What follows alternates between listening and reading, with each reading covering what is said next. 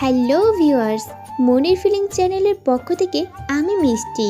আমাদের ভিডিওগুলোর নোটিফিকেশন সবার আগে পেতে চাইলে নিচে থাকা সাবস্ক্রাইব বাটন ক্লিক করে পাশে থাকা বেল আইকন এক্ষুনি প্রেস করে রাখুন।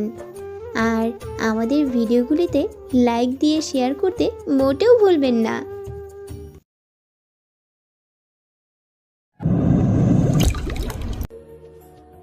চোখ মেলে তাকিয়েই আবির দেখতে পায় মাথার উপরে ধীর গতিতে সিলিং ফ্যান ঘুরছে। হালকা ঠান্ডা লাগছে আবিরের।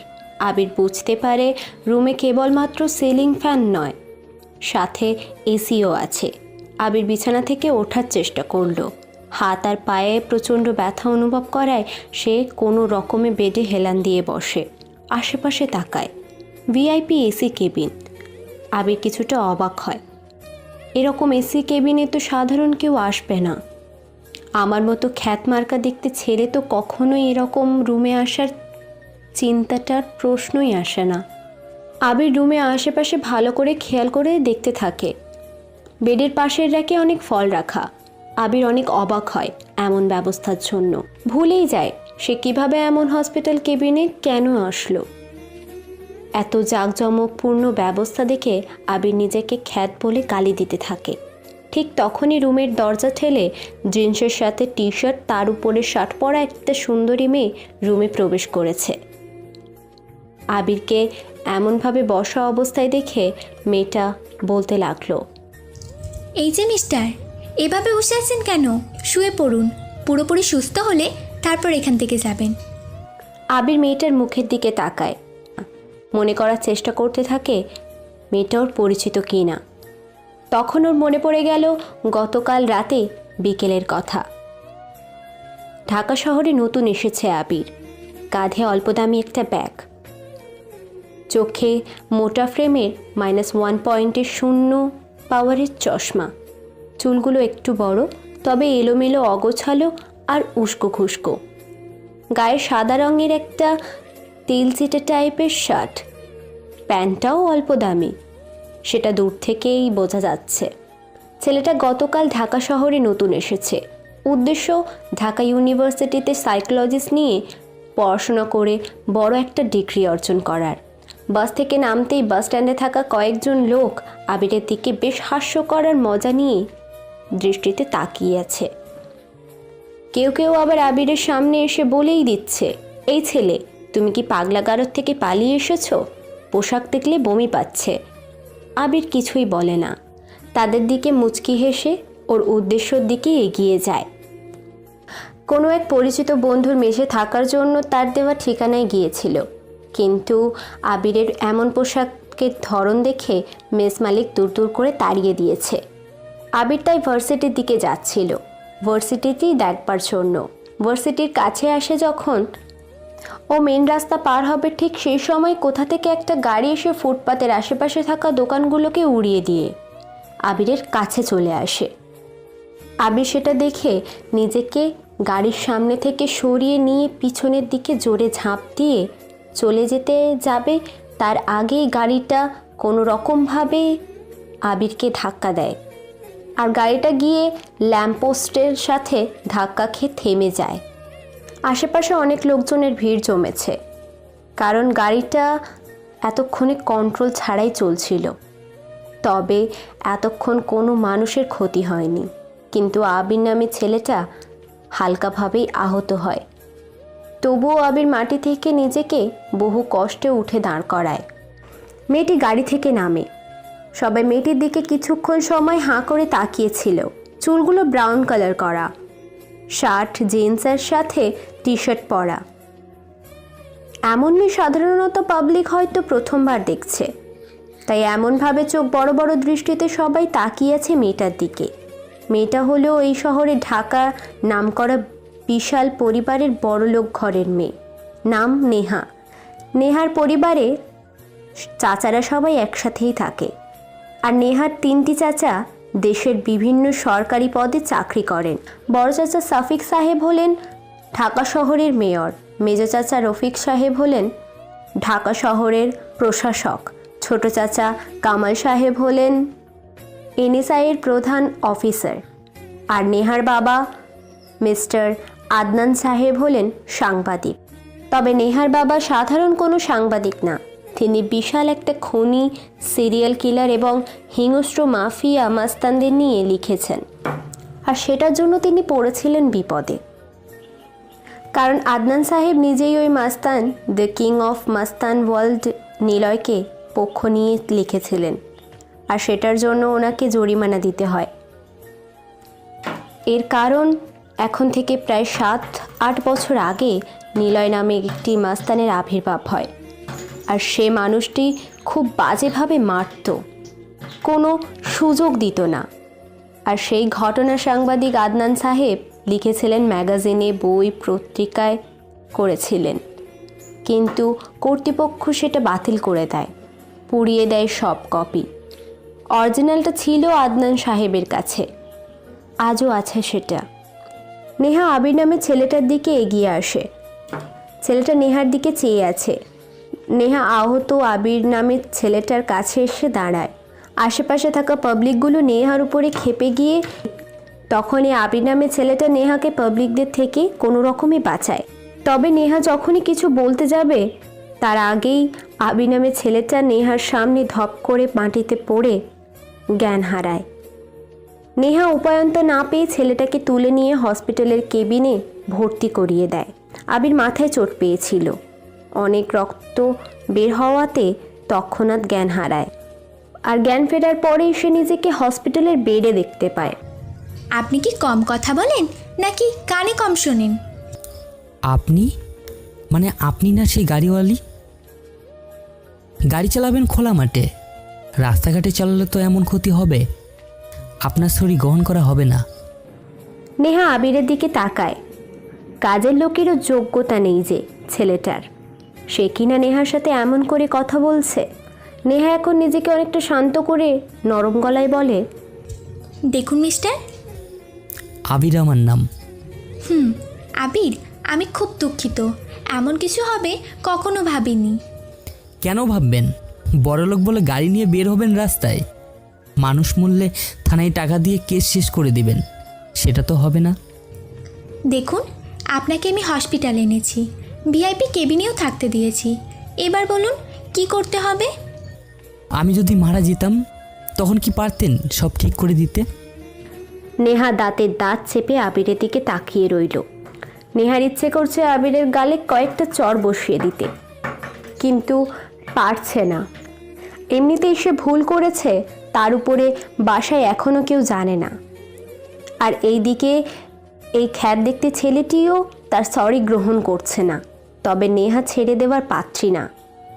সে হাসি মুখে বলে, আচ্ছা, আপনি কি চান? মানে কোথায় থাকেন আপনি?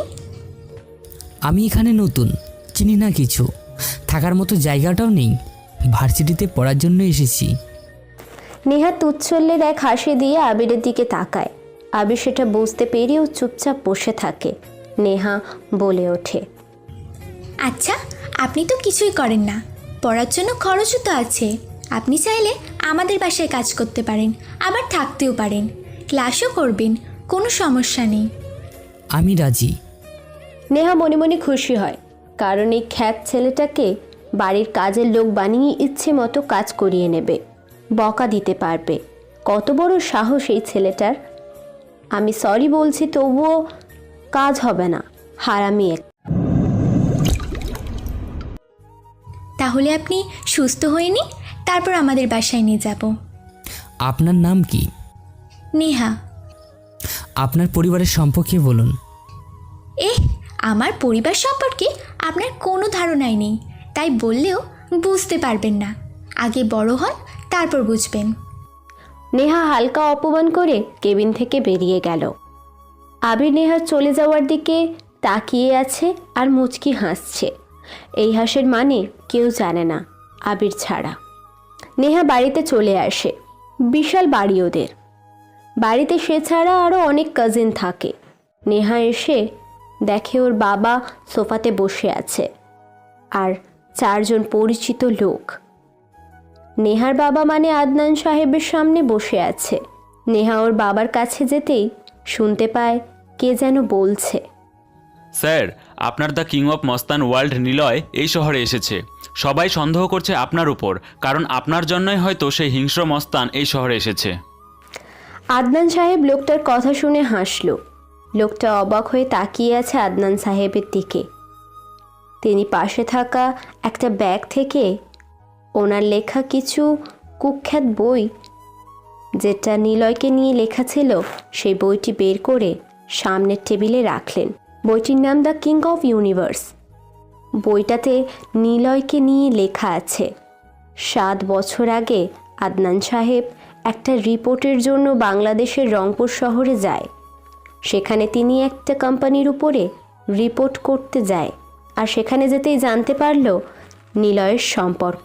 এরপর তিনি ঢাকায় এসে নিলয়কে নিয়ে লেখালেখি করেন, আর সেই লেখা বইটি ছিল মস্তানদের পক্ষে। স্যার, কি ভাবছেন? নিলয় কেন ফিরে এসেছে আবার? আদনান সাহেব তখন কিছু বলল না। কাজের লোক চা এনে দিচ্ছে। আদনান সাহেব চায়ের কাপে চুমুক দিয়ে জোরে একটা শ্বাস নিল, আরও কয়েকবার চায়ের কাপে চুমুক দিয়ে বইটি হাতে নিয়ে বলল, এখানে শুধুই একজন মাস্তানের কথা লেখা নেই, এখানে আছে এমন একজন লোক যে হিংস্র। কাউকে ভয় পায় না সে, বরং তাকেই সবাই ভয় পায়। সে একাই একটা বীর যোদ্ধা, কাউকে মাফ চাওয়ার সুযোগ দেয় না, আর না কখনো সে কারো কাছে মাফ চায়। সে তার মতো চলে, আর সবাইকে তার মতো করে চলতে বলে। তার একটাই চাওয়া। আদনান সাহেব কিছুটা কেশে উঠলেন। পাশে থাকা নেহা মনোযোগ দিয়ে ওর বাবার কথা শুনছে। নেহা জানে না কে এই নিলয়, তবু শুধু নেহা নয়, বরং ঢাকা শহরের কেউই চেনে না বা জানে না কে নিলয়, দেখতে কেমন, মূলত সে কি করে, কিছুই তেমন কেউ জানে না। আদনান সাহেবও নিলয়কে দেখেনি, তবু নিলয়কে নিয়ে লিখেছেন, আর কেন লিখেছেন সেটা তিনি আজও প্রকাশ করেননি। নিলয়ের চাওয়াটা কি? সামনে থাকা একজন বলল, পুরো দুনিয়া। আদনান সাহেবের কথা শুনে সবাই ভয় পেয়ে যায়। কি বলবে এখন কেউ বুঝতে পারছে না। আদনান সাহেব শব্দ করে হাসলেন। কেউ একজন আমতা আমতা করে প্রশ্ন করল, মানে? जो गैंग लेकर आता है वो भी गैंगस्टर होता है, लेकिन जो अकेले आता है वो रॉक स्टार निलय। আদনান সাহেব বসা থেকে উঠে দাঁড়ালেন, আর কিছু না বলেই সে চলে যায় নিজের ঘরে। অপরিচিত লোকেরা আদনান সাহেবের চলে যাওয়ার দিকে তাকিয়ে আছে। নেহা জানতে চায় তারা কে। আমরা ক্রাইম ব্রাঞ্চ থেকে এসেছি। কততম ব্যাচ? 37। Junior person. কথাটা বলেই নেহা মুচকি হাসল। নেহার এমন হাসির রহস্যজনক অনেক কিছুই আছে। কেন নেহা হাসলো সেটা কেবলমাত্র নেহাই জানে। নেহা ওর বাবার রুমে যায়। আদনান সাহেব তার মেয়েকে দেখে বলে, কিছু বলবি? বাবা, নতুন একটা কাজের লোক আসবে, আর তাকে আমার জন্যই আনবো। মানে সে কেবল আমার অর্ডার মতোই চলবে। তোর প্রয়োজন হলে নিয়ে আয়। ওকে। নেহা আবিরের কথা ভেবে কি ময়লা দেখতে কাপড়, ঠিকঠাক মতো কথা বলতে পারে না, আবার সে নাকি ঢাকা ইউনিভার্সিটিতে পড়বে। এটা হাস্যকর ছাড়া আর কিছুই না। এদিকে আবির এসি কেবিনে শুয়ে আছে। বেডের দক্ষিণ দিকের ওয়ালে একটা ওয়াল টিভি রাখা। আবির টিভি দেখছিল। ও থেমে যায়। একটা নিউজ চ্যানেলে যেয়ে ও থেমে যায়। সেখানে খবর পড়া হচ্ছে। বিখ্যাত সাংবাদিক ও লেখক আদনান সাহেবের লেখা দ্য কিং অফ ইউনিভার্স বইয়ে যে হিংস্র মানবের কথা হয়েছিল সেই শহরে এসেছে, আর আসার সময় সে নিজেই জানিয়েছে এই প্রশাসনের কাছে। বইটির সব কপি কালেক্ট করে ক্রাইম ব্রাঞ্চ পুড়িয়ে ফেলেছিল। রিয়েল কপিটি আছে একজনের কাছে, আর তিনি হলেন আদনান হাসান। তিনি বইটির শেষ পাতায় লিখেছেন নিলয় আসবে। সে একাই আসবে নতুন শহরে। সে আসবে সব কিছু ধ্বংস করতে। সে আসবে শহরটাকে নিজের করতে। তবে কি আদনান হাসানের কথাটা সত্য হলো? কেন সে এই শহরে এসেছে? কি চায় সে? তবে কি সে ধ্বংস করতে এসেছে? রিপোর্টারের কথাগুলো আবিরের বেশ মনোযোগ দিয়ে শুনল। সে টিভি অফ করে দেয়। আগের থেকে নিজেকে অনেকটা সুস্থ মনে হচ্ছে ওর। হাত নাড়াতে পারছে, মাথার ব্যথাটাও আর নেই বললেই চলে। সে স্নেহার কথা ভাবছে। বড়লোক বাড়ির মেয়ে, আবির নিজেকে কিভাবে প্রেজেন্টেশন করবে সেটাই ভাবছে। এই যে ওঠ, আর কত ঘুমাবি? আবির চমকে উঠে চোখ মেলে তাকায়।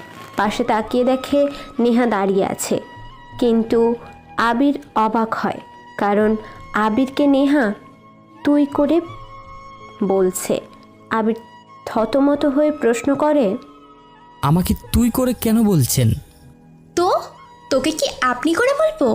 আমার বাসায় আমার জন্য কাজ করবি, কাজের লোকদের তুই করেই বলি আমি, বুঝছিস?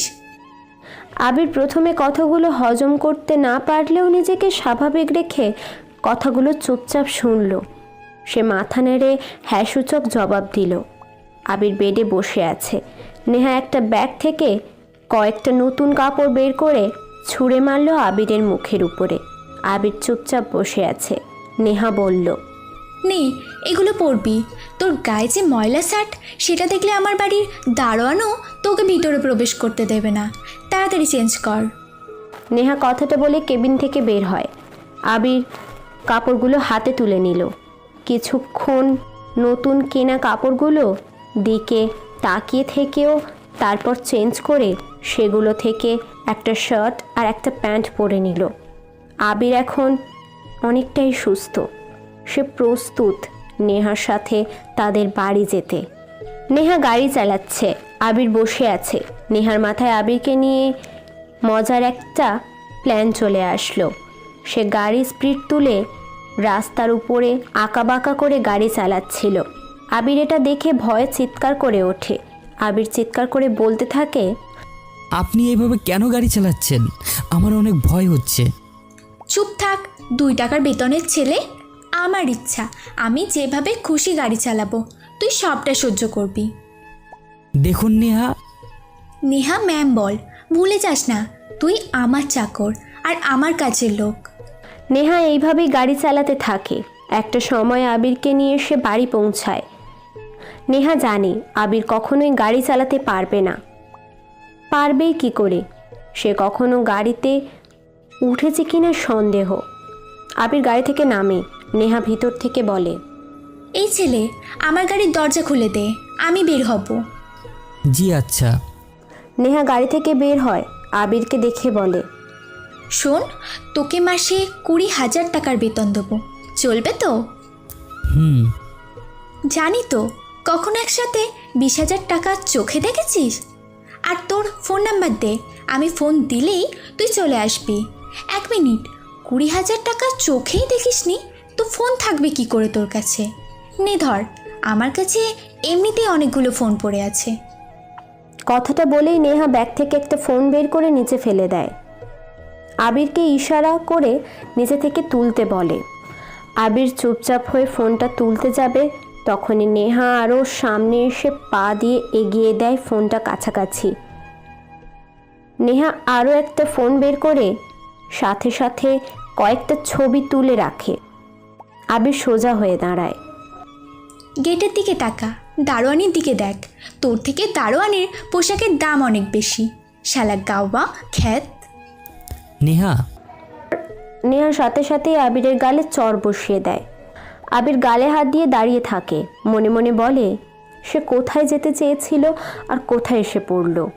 তবে ভালোই হয়েছে, মাসিক বেতন আর থাকা খাওয়া তো হবে, এটাই বা আর কম কিসের। নেহা চড় দিয়ে বলে, চটটা মেরেছি আমাকে নাম ধরে ডাকার জন্য, আগে ম্যাম বলবি, বুঝছিস? জি ম্যাম। আয় আমার সাথে। ম্যাম, একটা অনুরোধ রাখবেন? আসতে না আসতেই অমনি মিনতি শুরু। কি কি অনুরোধ বল। ভার্সিটিতে যেতে দিবেন, তবে সেখানে সবার সামনে আমি যে আপনার বাড়ির কাজের লোক সেটা বুঝতে দিবেন না, প্লিজ। ও এইটা, আচ্ছা ঠিক আছে। এমনিতেই যদি ভার্সিটিতে গিয়ে তোর সাথে কথা বলি তাহলে আমারই লেভেল কমে যাবে, লোকজন হাসাহাসি করবে। এর থেকে ভালো তুই তোর মতোই থাকবি আর আমি আমার মতো। আচ্ছা ম্যাম। নেহা আগে আর আবির পিছনে হাঁটছে। বিশাল বাড়িতে প্রবেশ করে আবির। বাড়িতে সবাই তখনই খাবার খেতে বসেছে। নেহার সাথে নতুন ইয়াং দেখতে ছেলেটাকে দেখে সবাই প্রশ্ন করে, কে ও? আমার কাজের লোক, সে আমার জন্যই কাজ করবে বাড়িতে। গ্রাম থেকে এসেছে, তাই নিয়ে এলাম। উপস্থিত থাকা ছেলে মেয়ে সবাই আবিরকে দেখে হাসাহাসি করছে। নেহার কাজিন মিথিলা তো বলেই ফেলেছে, এই চান্দু এখানে থাকবে? ইয়া, কি দেখতে লাগছে। আবির মাথা নিচু করে নেয়। নেহা ওদের সাথে হাসাহাসিতে যোগ দেয়। নেহা মনে মনে বলে, আমার সরি গ্রহণ করবি না তুই, তাই না? দেখ এবার কেমন লাগে। আবিরকে একটা পিচ্চি মেয়ে রুম দেখিয়ে দেয়। পিচ্চি মেয়েটা দেখতে বেশ মিষ্টি, তবে নেহাদের বাড়িতে কাজ করে। আবির যখনই ওর ঘরের দিকে যাবে ঠিক তখনই টিভিতে দেখতে পায় সকালে সেই সাংবাদিক মানে নেহার আব্বুর ছবি দেখছিল আবির। সেই ব্যক্তি মিডিয়ার সামনে এসে কি যেন বলছে। নিলয় এই শহরে আসবে, আমি কিভাবে জানবো সে কোথায়? কেন আপনারা প্রশ্ন করছেন? আমি তো কেবল নিলয়ের সম্পর্কে লিখেছিলাম যে কিনা একটা কোম্পানির মালিকের থেকে ক্ষমতা কেড়ে নিতে সেই কোম্পানিকে ধ্বংস করে। এর কারণ নিলয় চায় ক্ষমতা। নিলয় কারো অর্ডার শুনতে চায় না, সে চায় তার অর্ডার সবাই মানুক। এই জন্য সে ক্ষমতা আর দুনিয়া চাওয়ার জন্য মানুষকে মেরেছে। আশা করি আপনারা আর আমাকে উল্টাপাল্টা প্রশ্ন করবেন না প্লিজ। মিডিয়া থেকে আদনান সাহেব চলে আসলেন। খাবার টেবিলে নেহার বড় চাচা সাফিক সাহেব বললেন, নিলয় তাহলে এখন কোথায়? সামিয়া নামে একটা মেয়ে প্রশ্ন করল। সাফিক সাহেব থামলেন।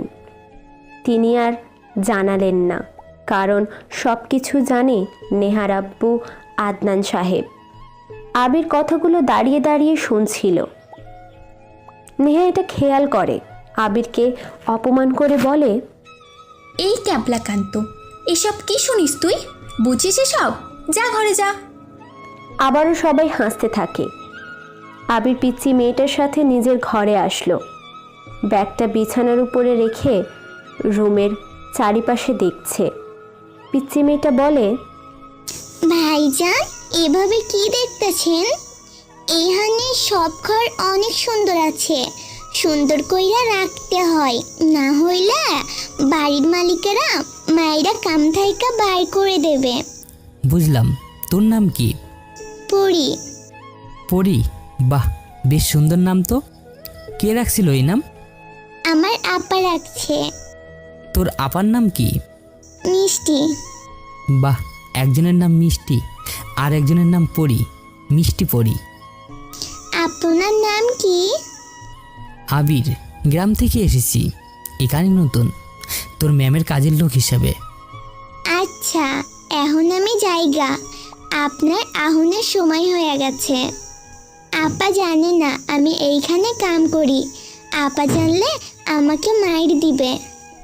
পরি দৌড়ে চলে গেল। আবির পরি চলে যাওয়া দেখে তাকিয়ে আছে। পরি এই বাড়িতে কাজ করে, অথচ ওর আপা জানে না। এটা কিভাবে সম্ভব? কি করে ওর আপা? জানতে হবে। আবির মনে মনে কথাগুলো বলে আবির বিছানায় বসে এক এক করে ব্যাগ থেকে বইগুলো আর কাপড়গুলো বের করতে থাকে।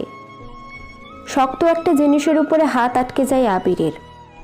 এটা আবিরের প্রিয় জিনিস, সেটা আর ব্যাগ থেকে বের করেনি। কাপড়গুলো আর ব্যাগটা দিয়ে সেটাকে ঢেকে নিল, চেন আটকে দিল। ব্যাগটা বিছানার উপরে রেখে দিয়ে বাহিরে বের হয়। ততক্ষণে সবার খাবার খাওয়া শেষ।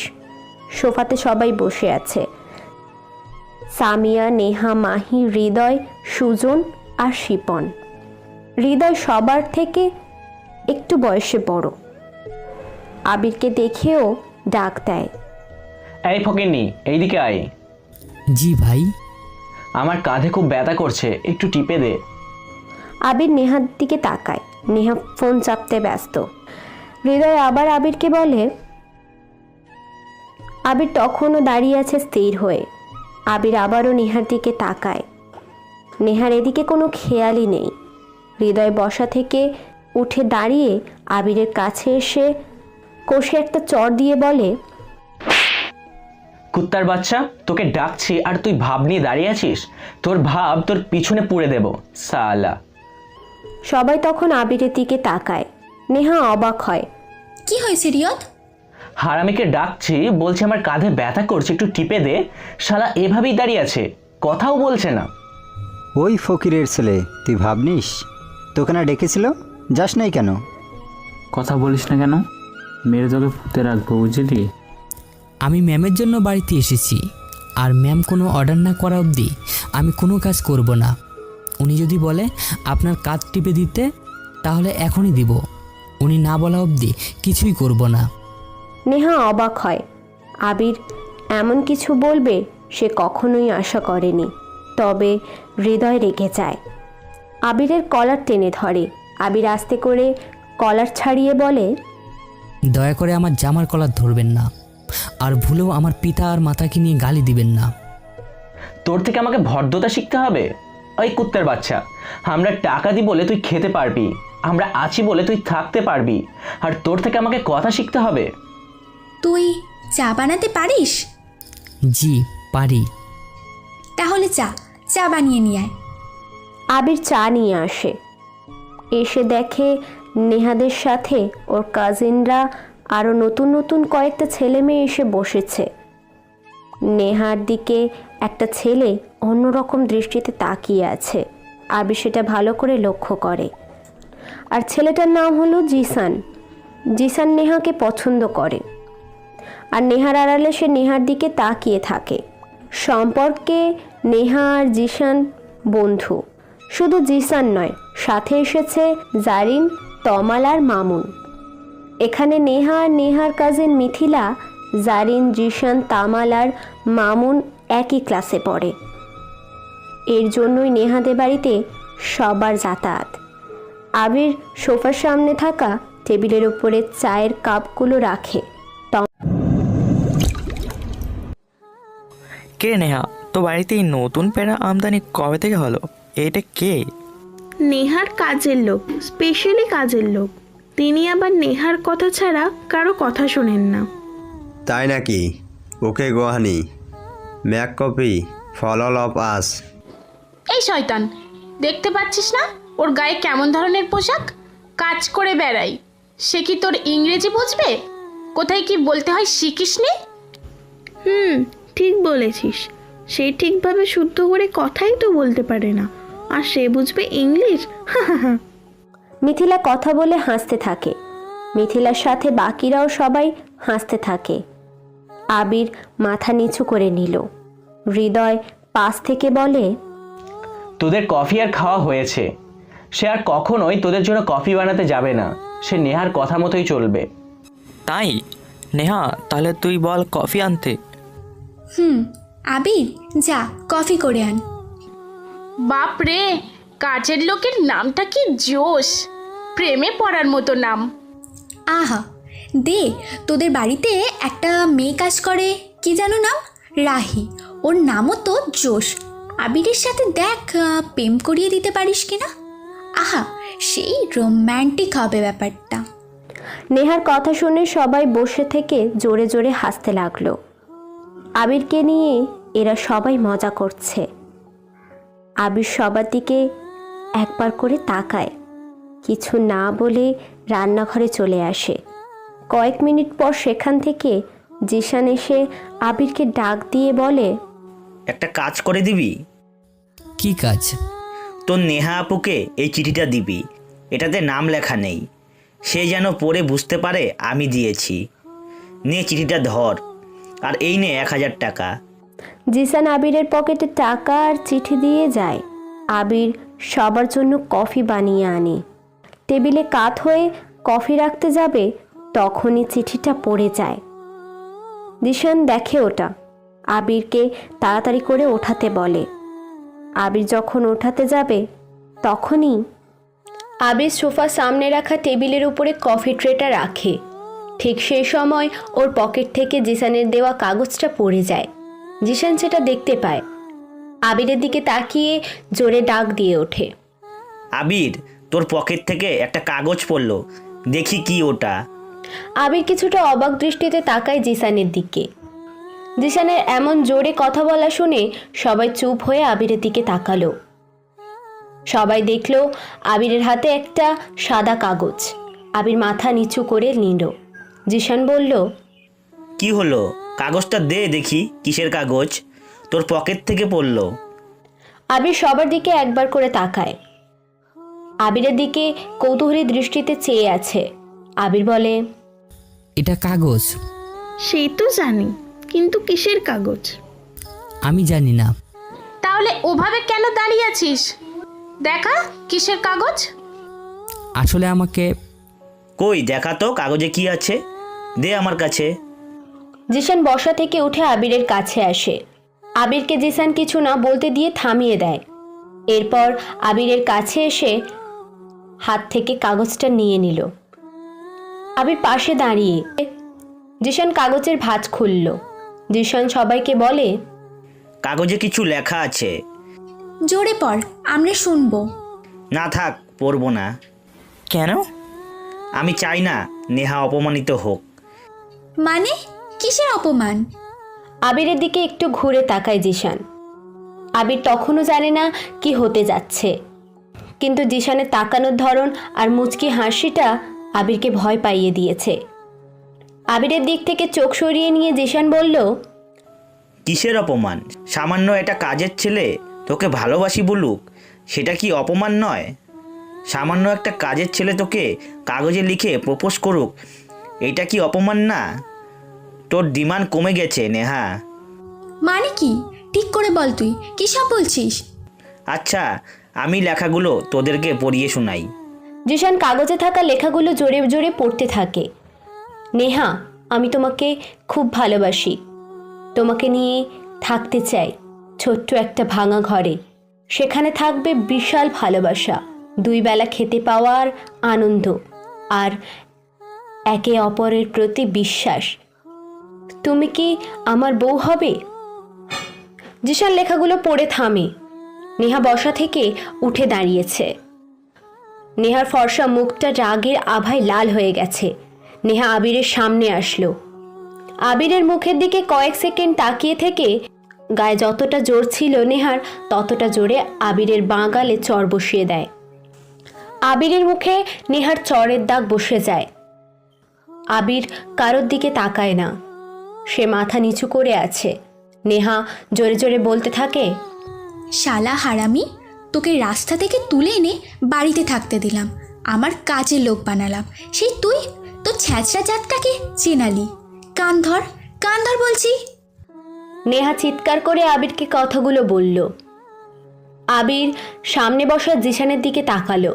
জিসান হৃদয়ের দিকে তাকিয়ে মুচকি হাসছে। আবিরের আর বুঝতে বাকি রইল না যে সে এটা প্ল্যান করেই করেছে, যার মূল্য ছিল হৃদয়ান জিসানের। আসলেই সত্য। আবির যখন কফি বানাতে যায় তখন হৃদয় জিসানকে ইশারা করে ডাক দিয়েছিল। জিসান হৃদয় ভাইয়ার কাছে এসে বলে, কি হয়েছে ভাইয়া? শোন জিসান, তুই এই কাগজটা আবিরের পকেটে কোনো রকমে গুঁজে দিয়ে আসবি, আর যা যা বলে দিচ্ছি তুই আবিরকে সেইগুলোই বলবি। এরপর যখন আবির আমাদের সামনে কফি নিয়ে আসবে তখনই যেভাবে হোক ওর পকেট থেকে কাগজটা নিয়ে কি লেখা সেটা পড়বি। ব্যাস, বাকিটা তোর মতো অভিনয় করে যাবি। জিসান হৃদয় ভাইয়ার কথা মতো কাজ করে, আর এই কাজের জন্য আবির ফেঁসে যায়। জিসান আর হৃদয় এসব ভেবে হাসছে, আর আবির সেটা দেখে নিল। নেহা আবিরের গালে আরেকটা চড় দিতে যাবে, তার আগেই নেহা নিজেই থেমে গেল। নেহা হাত নামিয়ে বলে, তোর মতো একটা ছোট লোক ছেলের গায়ে হাত দিতেও আমার বমি আসছে। আমার সামনে থেকে চলে যা, না হলে তোকে আমি কি করব আমি নিজেই জানি না। নেহা, তোর কাজের লোক তোকে প্রপোজ করছে, রাজি হয়ে যা ভাই, তুইও কাজ করবি ওর সাথে। সুখের সংসার তোদের, আহা, ভাবতেই খুশি খুশি লাগছে। তোরা থামবি নাকি তোদেরকেও বেরিয়ে যেতে বলবো? ওই কুত্তা, সামনে থেকে যা বলছি। দূর হ চোখের সামনে থেকে। নেহার কথাগুলো শুনে আবির আর দাঁড়ালো না। নিজের রুমে এসে দরজা আটকে দিয়ে বিছানায় বসে গালে একটা হাত দিল। গালের এক পাশটা ব্যথা হয়ে গেছে, এত জোরে চড় মেরেছে যে আঙুলগুলো দাগ বসে গেছে। গালে হাত দিয়ে সে রুমে থাকা আয়নাটার দিকে তাকায়। তখনই দরজায় কড়া নাড়ার শব্দ শুনে আবির দরজা খুলে দিল। তাকিয়ে দেখে পিচ্চিমে পড়ি এসে দাঁড়িয়ে আছে, হাতে কিছু একটা আছে। দেখি ভাইজান, সামনে থাইকা সইরা যান আর বিছানায় যাইয়া বইসা পড়েন। আমার হাতে গরম ভাত আছে, কাপড়ে বাঁধা।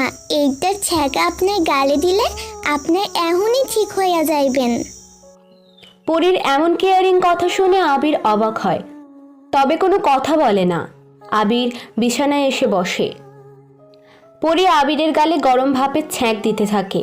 আবির বলে, তুই না বাড়িতে যাবি কইলি, তোর আপা আসছে?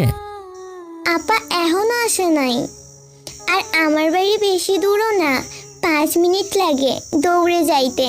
আপা কখন আইব কোনো গ্যারান্টি নাই। সে আইসা বিছানায় শুইয়া ঘুমাইয়া যায়, আমি ডাইকা খাবার দিই। তোর আপু কি করে? জানি না তো ভাইজান, কখনো খুব সকালে চইলা যায়, বাড়িতে আসে দুপুরের দিকা, আবার যাই সন্ধ্যায় আসে, আবার একটু রাত হইলা চইলা যায়, শেষ রাতে বাসায় আসে। তোর বাড়িতে আর কে কে থাকে? আমি, আপা আর মা থাকি।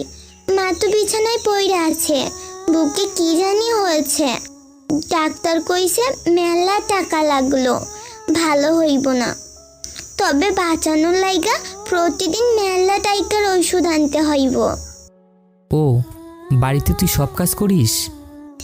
হ, আপা আইসা শুইয়া থাকে, মুখটা সবসময় কেমন খাইরাপ কইরা রাখে, দেখলে মায়া হয়। তোর আপা এখানে আসে না? না, আপা এইখানে 1 বছর ধরে আসে না। আমারে নেহা ম্যাম আনছিল, এরপর আপা কয়েকদিন দেখা করতে আসছিল। তারপর একদিন আমি দেখি আপা এইখান থেকে কাঁদতে কাঁদতে বের হইয়া যাইতেছে, আর গায়ের কাপড়গুলো এলোমেলো আর ছেঁড়া ছিল।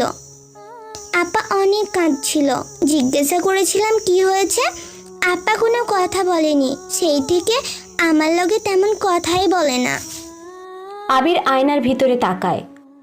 ওর মুখে হওয়া লাল আভাটা চড়ের জন্য এখন প্রায় কমে এসেছে। পরী আবির, আচ্ছা আর লাগবে না। তুই জানিস কিভাবে আমার গালে চড় মারছে? আমি আয়শা দেখি এমন করেছে ওর আপনার লগে। আর হৃদয় স্যার আছে না, লোকটা অনেক খারাপ। আমার মিছি মিছি কাছে ডাইকা কোলে বসা গালে হাত দেয়। আমার অনেক খারাপ লাগে, ইচ্ছে করে স্যারের নাকি খুশি মাইরা দিই, কান্নাও পায় আমার। লোকটার থাইকা দূরে থাকবেন, আপনারে দেখা অনেক ভালো লাগছে। আপনি কেমন যেন দেখলে মায়া চলে আসে। আপনার কেউ নেই? আমি একা, মা বাবা নাই। আচ্ছা, এখন জায়গা কাম করতে হইব। পরী চলে যায়। আবির বসা থেকে উঠে আয়নার সামনে এসে দাঁড়ালো। আয়নার দিকে তাকিয়ে নিজেকে দেখে আবির মুচকি হেসে বলল, আমাকে দেখে মায়া লাগে, সত্যি আমি ইনোসেন্ট দেখতে। আবির বাহিরে আসে। আদনান সাহেব এসেছেন। আদনান সাহেবের সামনে চা নিয়ে যায় আবির। আদনান সাহেব অবাক হন। আবিরকে তো চা আনার কথাই বলেননি, তবুও আবির চা আনলো। আবিরের দিকে তাকায় আদনান সাহেব। ঠিক সেই সময় কতগুলো ক্রাইম ব্রাঞ্চের পুলিশ আর প্রেস কনফারেন্সের লোক আসলো। আবির পাশে দাঁড়িয়ে আছে। বাড়ির সবাই আবার একসাথে হলেন। প্রেস কমিউনিটির একজন লোক বলল, স্যার, নিলয় সম্পর্কে আমাদের কিছু তথ্য দিন। বইটা তো তেমন পড়তে পারিনি, আপনি নিলয় সম্পর্কে কিছু বলুন প্লিজ। নিলয় সম্পর্কে বলা যাবে না। তাহলে ভেবে নিব নীল এই শহরে আসার পিছনে আপনার হাত আছে। সাংবাদিকের কথা শুনে আদনান সাহেব মুচকি হাসলেন। আদনান সাহেব সোফায় বসে চা হাতে নিয়ে চুমুক দিলেন। ব্যাগ থেকে বই বের করে বলা শুরু করলেন। নিলয় কোনো গ্যাং না, সে একাই একটা রক স্টার। নিলয়ের মা তার স্বামীকে মেরে চলে যায় অন্য কোথাও। সেখানে থাকার সময় নিলয়ের জন্ম হয়। নিলয়ের মা অনেক কষ্ট করে নিলয়কে বড় করেছিল, কিন্তু ভাগ্যের পরিহাসে নিলয়ের মা ক্যান্সারে রোগে মারা যায়। মারা যাওয়ার কারণ ছিল তাদের কাছে চিকিৎসার জন্য কোনো টাকা ছিল না।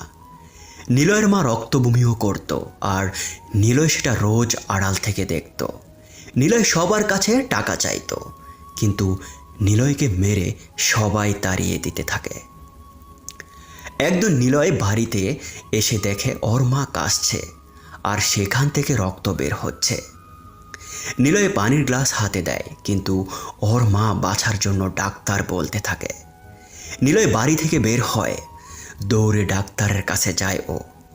গুড়ি গুড়ি বৃষ্টি হচ্ছিল সেদিন। ডাক্তারের ঘর ফাঁকাই ছিল। নিলয় যখন ডাক্তারের কাছে যায়, তখন দেখে ডাক্তার তার নার্সের সাথে অন্তরঙ্গ করতে ব্যস্ত। কিন্তু নিলয় সামনে আসে, ডাক্তার বলে ডেকে ওঠে। দুজন ঠিকঠাক হয়ে নিলয়ের দিকে তাকায়। নিলয়কে গালি দিয়ে বলে, এই শালা বাল, তুই এখানে কেন? কুত্তার বাচ্চা বের হ। ডাক্তার সাহেব, আমার সাথে চলুন। আমার মায়ের কি হয়েছে? তোর মাকে তুই দেখ, তুই যা এখান থেকে, আমি ব্যস্ত আছি। চলুন না আমার সাথে, আমার মা মরে যাবে। চুপ থাক, তোর মা মরলে মরবে, তাতে আমার কি? যা ভাগ শালা। নিলয়কে ওই ডাক্তার লাথি মেরে বের করে দেয়। এরপর দরজা আটকে দিয়ে নিলয়কে বাহিরে ফেলে দিল। নিলয় মাটি থেকে উঠে দৌড়ে ওর মায়ের কাছে আসে। ওর মা বিছানা থেকে নিচে মাটিতে পড়ে আছে, রক্তে ওনার গা ভিজে গিয়েছে। নিলয় ওর মাকে বলে, মা, তোর কিছু হবে না, আমি এসে গেছি, চল তোকে ডাক্তারের কাছে নিয়ে যাব। নিলয় বাপ, তুই ছোট, আমাকে কিভাবে নিবি? মা, তোর ভয় নেই, তোর ছেলের গায়ে অনেক শক্তি, তোকে কোলে করে নিয়ে যাবে। সারা রাত দিনে একবার খেতে পারিস আর শক্তি হবে তোর গায়ে? হ্যাঁ মা, অনেক শক্তি। সন্তানের কাছে মা কখনো ভারী হয় না। তুই চল মা আমার সাথে। নিলয় কোনো কথা শোনে না। নিলয় ওর মাকে কোলে নেয়। কোলে নিয়ে বাইরে আসতেই নিলয়ের মা জোরে জোরে কাশতে থাকে। কাশতে কাশতে নিলয়ের মা বলে, থাম বাবা, আমাকে এখানেই রাখ। নিলয়ের মাকে নিলয় একটা দেয়ারের সাথে হেলান দিয়ে রাখে। নিলয় জোরে জোরে ডাকতে থাকে সবাইকে। কেউ সাহায্য করতে আসেনি। নিলয়ের মা কাঁদতে কাঁদতে বলে, আজকে মরে যাচ্ছি টাকার অভাবে, কিন্তু তুই কখনো টাকার অভাবে মরবি না নিলয়। আমাকে কথা দে, তুই মরলে আর্মি হয়েই মরবি। আমাকে কথা দে, তুই অনেক হবি, বল। কথা দিলাম মা, এই দুনিয়াটা আমার করে নিব। তুই চল মা ডাক্তারের কাছে, তোর কিছু হবে না। নিলয় কথাটা বলে ওর মাকে আবারও কোলে তুলে নেয়। কোলে নিয়ে কয়েক পা হাঁটার পর নিলয় মা মা বলে চিৎকার দিয়ে ওঠে। কিন্তু নিলয়ের মা আর কোনো কথা বলে না। নিলয় ওর মায়ের দিকে তাকায়। ওর মা চোখ বন্ধ করে শুয়ে আছে নিলয়ের কোলে। নিলয় থেমে যায়। ওর মাকে রাস্তার এক পাশে রাখে। কয়েকবার মা বলে ডেকে উঠে সাড়া পায় না। তখনই বুঝতে পারে নিলয় ওর মা আর বেঁচে নেই। সে একাই ওর মায়ের দাফন করে। ওর মায়ের কবরের মাটি ছুঁয়ে প্রতিজ্ঞা করে যে, মা, তোর কবরের মাটি ছুঁয়ে কসম নিলাম, আমি এই পুরো দুনিয়া আমার করে নিব। এক উপরওয়ালা ছাড়া আমাকে কেউ আটকাতে পারবে না। বাদশা হব আমি হয়ে দেখাবো। টাকার জন্য কষ্টে মরবো না। কসম মা তোর, আজ থেকে এই দুনিয়া আমার হতে যাচ্ছে। নিলয় কবরের কাছ থেকে চলে আসে, সোজা ওই ডাক্তারের কাছে যায়। ডাক্তার তখন ওর চেম্বারে বসেছিল।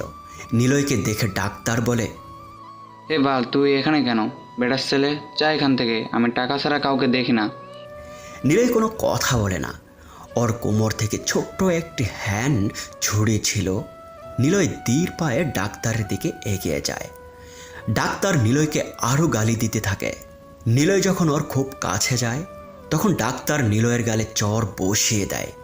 নিলয় মুচকে হেসে বলে, হা হা, রক্তে যেখানে আনাগো না সেখানে সামান্য চর হিংস্রতাকে আরও হিংস্র করে দেওয়া ছাড়া আর কিছুই মারে না। তো তুই এভাবে কথা বলছিস কেন? হা হা। গ্যাং নিয়ে যে আসে সে গ্যাংস্টার, আর যে একা আসে সে নিলয় তার রক স্টার। নিলয় কথাটা শেষ করে কোমর থেকে ছুরি বের করে ডাক্তারের গলায় ঢুকিয়ে দেয়। ডান পাশ দিয়ে জোরে টান দেয়, গলা কেটে রক্ত ছিটকে বের হতে থাকে। কয়েক সেকেন্ড পর ডাক্তার মারা যায়।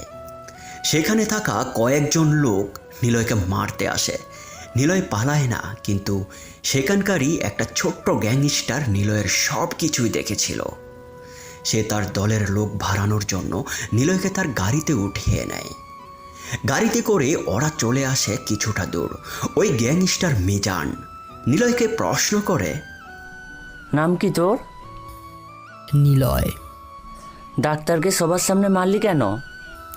ডাক্তারকে যদি সবার সামনে না মারতাম তাহলে কেউ আমার নামে জানতে পারতো না। সবার সামনে মেরেছি যেন সবাই আমার নাম জানতে পারে। তুই তো দারুণ কথা বলেছিস। বলতো আমি তোকে কেন বাঁচালাম? আপনার নিজের জন্য। একজন খুনিকে কেউ এমনি এমনি বাঁচায় না, সে তার প্রয়োজনে বাঁচায়। তুই বেশ বুদ্ধিমান তো। তোর কথা বলার স্টাইল আমার পছন্দ হয়েছে। বল কি চাস? সারা দুনিয়া। মানে? এরপর নিলয় সে গ্যাংস্টারে যোগ দেয়। আস্তে আস্তে ছোট থাকা অবস্থায় সে হয়ে যায় ছোট গ্যাং লিডার। কিন্তু ওর প্রতিটা কাজেই সে কোনো গ্যাংস্টারের লোকদের নিয়ে যেত না, সে একাই থাকতো। এভাবে শুরু হয় নিলয়ের জীবন। তারপর আদনান সাহেব থামলেন। সবাই আদনান সাহেবের দিকে তাকিয়ে আছে। আদনান সাহেব আর কিছুই বললেন না। এতক্ষণ ওনার মুখ থেকে নিলয়ের কথা শুনছিল সবাই। নেহা প্রশ্ন করল, নিলয় কি আর বড় কোনো গ্যাংয়ের সাথে জয়েন করেছিল? এ ব্যাপারে পরে কোনো একদিন বলবো। আমার রেস্ট নিতে হবে, আসি। আদনান সাহেব ভিতরে চলে গেলেন। নেহা সোফাতে এসে বসল। নেহা কেন জানি না মস্তান নিলয়ের উপরে বেশি ইন্টারেস্টেড। সেও কিন্তু নিলয়কে খোঁজে, আর নিলয়কে খোঁজার একটা বিশাল কারণও আছে তার। কিন্তু নিলয়কে তো এই শহরে কেউ চেনে না, দেখেও নি। এমনকি তার বাবাও নিলয়কে দেখেনি। নিলয়কে তার লোক ছাড়া কেউ দেখেনি। আর যে দেখেছে কেবলমাত্র নিলয় নামটাই জানে। নিলয় তাহলে এখন কোথায় আছে? নেহা ভাবতে ভাবতে সেখান থেকে চলে যায়। আবিরও তার রুমে এসে বসে। বেশ ছোট ছোট দাড়ি, চুলগুলো সামান্য এলোমেলো, তবে পারফেক্ট আছে। কালকে থেকে ওর ভার্সিটি আছে, সে একাই চলে যাবে ভার্সিটিতে। আবির ভার্সিটি যাওয়ার জন্য রেডি হচ্ছিল। ঠিক তখনই বেশ জোরে জোরে গালি শুনতে পায় আবির। সবাই শোনো, আবির আমার কাজের লোক, তাই আমি তাকে প্রতিদিন বিশেষ একটি কাজের জন্য ছুটি দিয়ে দেবো। সে তার কাজ শেষ হলে এখানেই চলে আসবে। সো তাকে যেন কিছু না বলা হয়। আমি ভার্সিটি গেলাম। নেহা কথাগুলো বলে চলে যায়। আবির মনে মনে হাসে। যাক, কথা মতো নেহা ওকে ভার্সিটি যেতে দিচ্ছে। আবির রেডি হয়, বের হতে যাবে, তখনই ওর ঘরে পরি এসে ঢোকে। পিচ্ছি মেয়েটার দিকে তাকিয়ে আবির খেয়াল করে পরির মুখটা অনেকটা শুকনো, গালে চড়ের দাগ আছে। তোর মুখ এমন শুকনো কেন? পরি কোনো কথা বলে না। সে আবিরের বিছানায় গিয়ে বসে। পিচ্চিটা নিচের দিকে তাকিয়ে বলল, ভাইজান, আপা অনেক অসুস্থ। কি হয়েছে? জানি না, আজকে মেলা রাত কইরা যখন বাসায় আসছে দেখলাম একটা গাড়ি থাইকা আপাকে বাড়ির সামনে ফেলাইয়া দিয়ে গেছে। মিষ্টি আপা সেইখানেই পইরা ছিল। আমি যাইয়া তাকে বাড়ি আনি। ওর নাকি সারা গায়ে ব্যথা।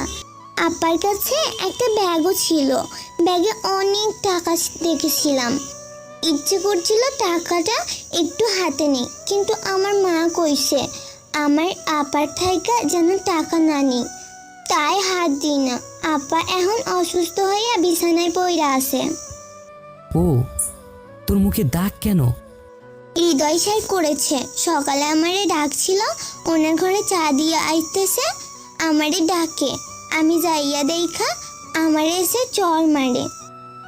রাগে সারা গায়ের লোম দাঁড়িয়ে যায় আবিরের।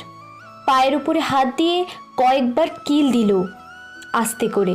আবির পরীর দিকে তাকায়। পরী কাঁদছে না, তবে মন খারাপ করে বসে আছে। আবির পরীকে বলে, চিন্তা করিস না, হৃদয়কে একদিন আমি আর তুই মিলে অনেক মারবো। ওর সাথে তুমি পারবে? পারবো না কেন? উনি অনেক খারাপ লোক, তুমি তো ভালো লোক। আমাকে তোর ভালো লোক মনে হয়? হ্যাঁ, অনেক ভালো লোক তুমি, আর খারাপদের সাথে ভালো লোকেরা পারে না। আবির হাসতে থাকে। আবারও নিজে আয়নার সামনে দেখতে শুরু করলো। মনে মনে প্রশ্ন করে নিজেকেই, আমি কি দেখতে আসলে ভালো মানুষ? কি জানি। কাঁধে পুরনো ছোট ব্যাগ, চোখে চশমা, ফুল হাতা শার্ট, তবে শার্টের হাতার কাপড় সব খুলে দেওয়া। কালো একটা প্যান্টের সাথে ফিতে স্যান্ডেল। ভদ্র ছেলেদের মতো ধীর পায়ে মাথা নিচু করে হেঁটে যাচ্ছে আবির। ভার্সিটিতে সে এর আগে কখনো আসেনি। হাঁটছে আর মাঝে মধ্যে সে চারিপাশে তাকাচ্ছে। নিজেকে কেমন যেন এলিয়েন মনে হচ্ছে ওর কাছে। সবার গায়ে আধুনিক পোশাক, সবাই অনেক স্মার্ট। কেউ কেউ ভার্সিটির মধ্যে স্টাইল দিয়ে সিগারেট খাচ্ছে, আবার কেউ বা মেয়েদের সাথে বেশ ঘনিষ্ঠভাবে আড্ডা দিচ্ছে। আবির হাঁটতে থাকে। হঠাৎ অনুভব করে ওর গায়ে কাগজের ডলা পাকিয়ে কে যেন সেটা গায়ের দিকে ছুঁড়ে মারছে। আবির পিছনের দিকে তাকায়, দেখে জিসান, তাওমাল, মামুন সহ আরও 2 জন, মোট 5 জন ছেলে দাঁড়িয়ে আছে। আর কাগজ ছুঁড়ে মারছে জিসান, তমাল আর মামুন। আবির ওদের থেকে চোখ সরিয়ে সামনে ঘুরে চলে আসতে যাবে, তখনই ডাক দেয় জিসান, ওই চাকর এদিকে আয়। আবির দাঁড়িয়ে পড়ে। জিসান নাম ধরে ডাক দেয়। আবির সেদিকে যেতেই জিসান বলে, কিরে চান্দু, 2 বেলা খাস কাজ করে, কিন্তু তোর বডি অ্যাটিটিউড বাদশা রাজাদের মতো কেন? ভাই দেখেন, আমার সাথে আপনার কোনো শত্রুতা নেই, তাহলে কেন আমার সাথে এমন করছেন? জিসান আবিরের গালে চর বসিয়ে দিল। আবির জিসানের মুখের দিকে তাকায়। জিসান বলল, নে চর মারছি, এবার তো আমরা তোর শত্রু তাই না? শোন ভাই, এখানে এই ভার্সিটিতে এমন কেউ নেই যে এই জিসানের কথা মতো ওঠে না বসে না, সবাই আমার কথা শোনে। আমি এই ভার্সিটির নেতা, বাদশা, the power of my dad, MLA আমার বাপ। কালকে নেহাদের বাড়িতে আমার কথা শুনিসনি? যদিও নেহা বলেছে তোকে সবার সামনে যেন কিছু না বলি, মানে ভার্সিটিতে যেন কিছু না বলা হয়। সমস্যা নাই, কিছু বলবো না। একটা কাজ করে দে, এই যে একটা মেয়ে যাচ্ছে, ভার্সিটির প্রিন্সিপালের মেয়ে, এর পিছনে যে জোরে থাবা দিবি, যা। আবির দাঁড়িয়ে থাকে। একবার আস্তে ধীরে হাঁটতে যাওয়া 4টে মেয়ের দিকে তাকালো আবির। জিসান এসে আবিরের শার্টের কলার টেনে ধরে। আবির জিসানের হাত ধরে বলে, ভাই একটা অনুরোধ, আমার কলার ধরবেন না, আমাকে প্লিজ আমার মতো থাকতে দিন। এহে, এটা তো নেহার বাড়ি না, বুঝলি? এখানে আমার কথা শোনে সবাই, আমার কথা অনুযায়ী চলে। দেখতে চাস? ওই রামসাগোল, এদিকে আয়। একটা চিকনা গোছের ছেলেকে ডাক দেয় জিসান। ছেলেটা জিসানের সামনে আসে। জিসানের দিকে ভাতৃত্বের দৃষ্টিতে তাকায়। ছেলেটাকে বলে, নাম কি তোর? অভি। কোন ইয়ারে পড়িস? First year. আমাকে চিনিস? আপনার নাম জিসান, ভার্সিটির কমিটির নেতা আপনি? গুড, প্যান্ট খোল। আচ্ছা। অভিনামে ছেলেটি আচ্ছা বলে জিসানের দিকে এগিয়ে যেতে জিসানের প্যান্ট খুলে যায়। তখনই জিসান অভির গালে চড় দিয়ে বলে, সালামা, তোকে আমার প্যান্ট খুলতে বলেছি, তোরটা খোল। অভি আর কিছু বলল না, প্যান্ট খুলতে শুরু করে দিয়েছে। জিসান থামিয়ে বলে, যা এখান থেকে। অভি তাড়াতাড়ি সেখান থেকে দৌড়ে চলে যায়। জিসান একেবারে আবিরের কাছে আসে। আবিরকে বলে, ইটস জিশান পাওয়ার, বুঝলি? সো বুঝতেই পারছিস আমার কথা না শুনলে কি হবে তোর। এবার থানার ওসির মেয়ে আসবে, টাইট জিন্স পরবে, সোজা যাবি ওর পিছনে জোরে থাবা দিয়ে তাকে বলবি, ইস কি টাইট ফিগার। যা, কোনো কথা বলবি না, দে তোর ব্যাগ দে। আবিরের থেকে রাজবি নামে একটা ছেলে এসে আবিরের ব্যাগটা কেড়ে নিয়ে তমালকে দেয়। তমাল মাটিতে ফেলে দিয়ে আবিরকে বলে, যা ভাই, সময় নষ্ট করিস না, তাড়াতাড়ি কর। দেখুন, আপনারা অন্যায়ভাবে র্যাক দিচ্ছেন, আপনাদের পুলিশে দেওয়া দরকার। তোর পুলিশ আমাদের ছিড়বে, বুঝলি? মা, তোকে না যেতে বললাম। আর একটা কথা বললে তোকে এখানে কাপড় খুলে দাঁড় করিয়ে রাখবো ক্লাস শেষ অবধি। এটা আমাদের ক্যাম্পাস, আর আমরা এখানে পাওয়ারফুল লোক। আবির কিছু বলল না, গেটের দিকে তাকায়। গাড়ি থেকে একটা মেয়ে নামলো। আবির জিশানদের দিকে তাকায়। জিশান ইশারায় বলল, ওটাই অসির মেয়ে মিলি। আবির মিলির দিকে তাকিয়ে এগিয়ে যায়। মিলি চোখে কালো চশমা, টাইট জিন্স আর টি শার্ট পরে আসছে। আবির মিলির সামনে এসে দাঁড়ায়।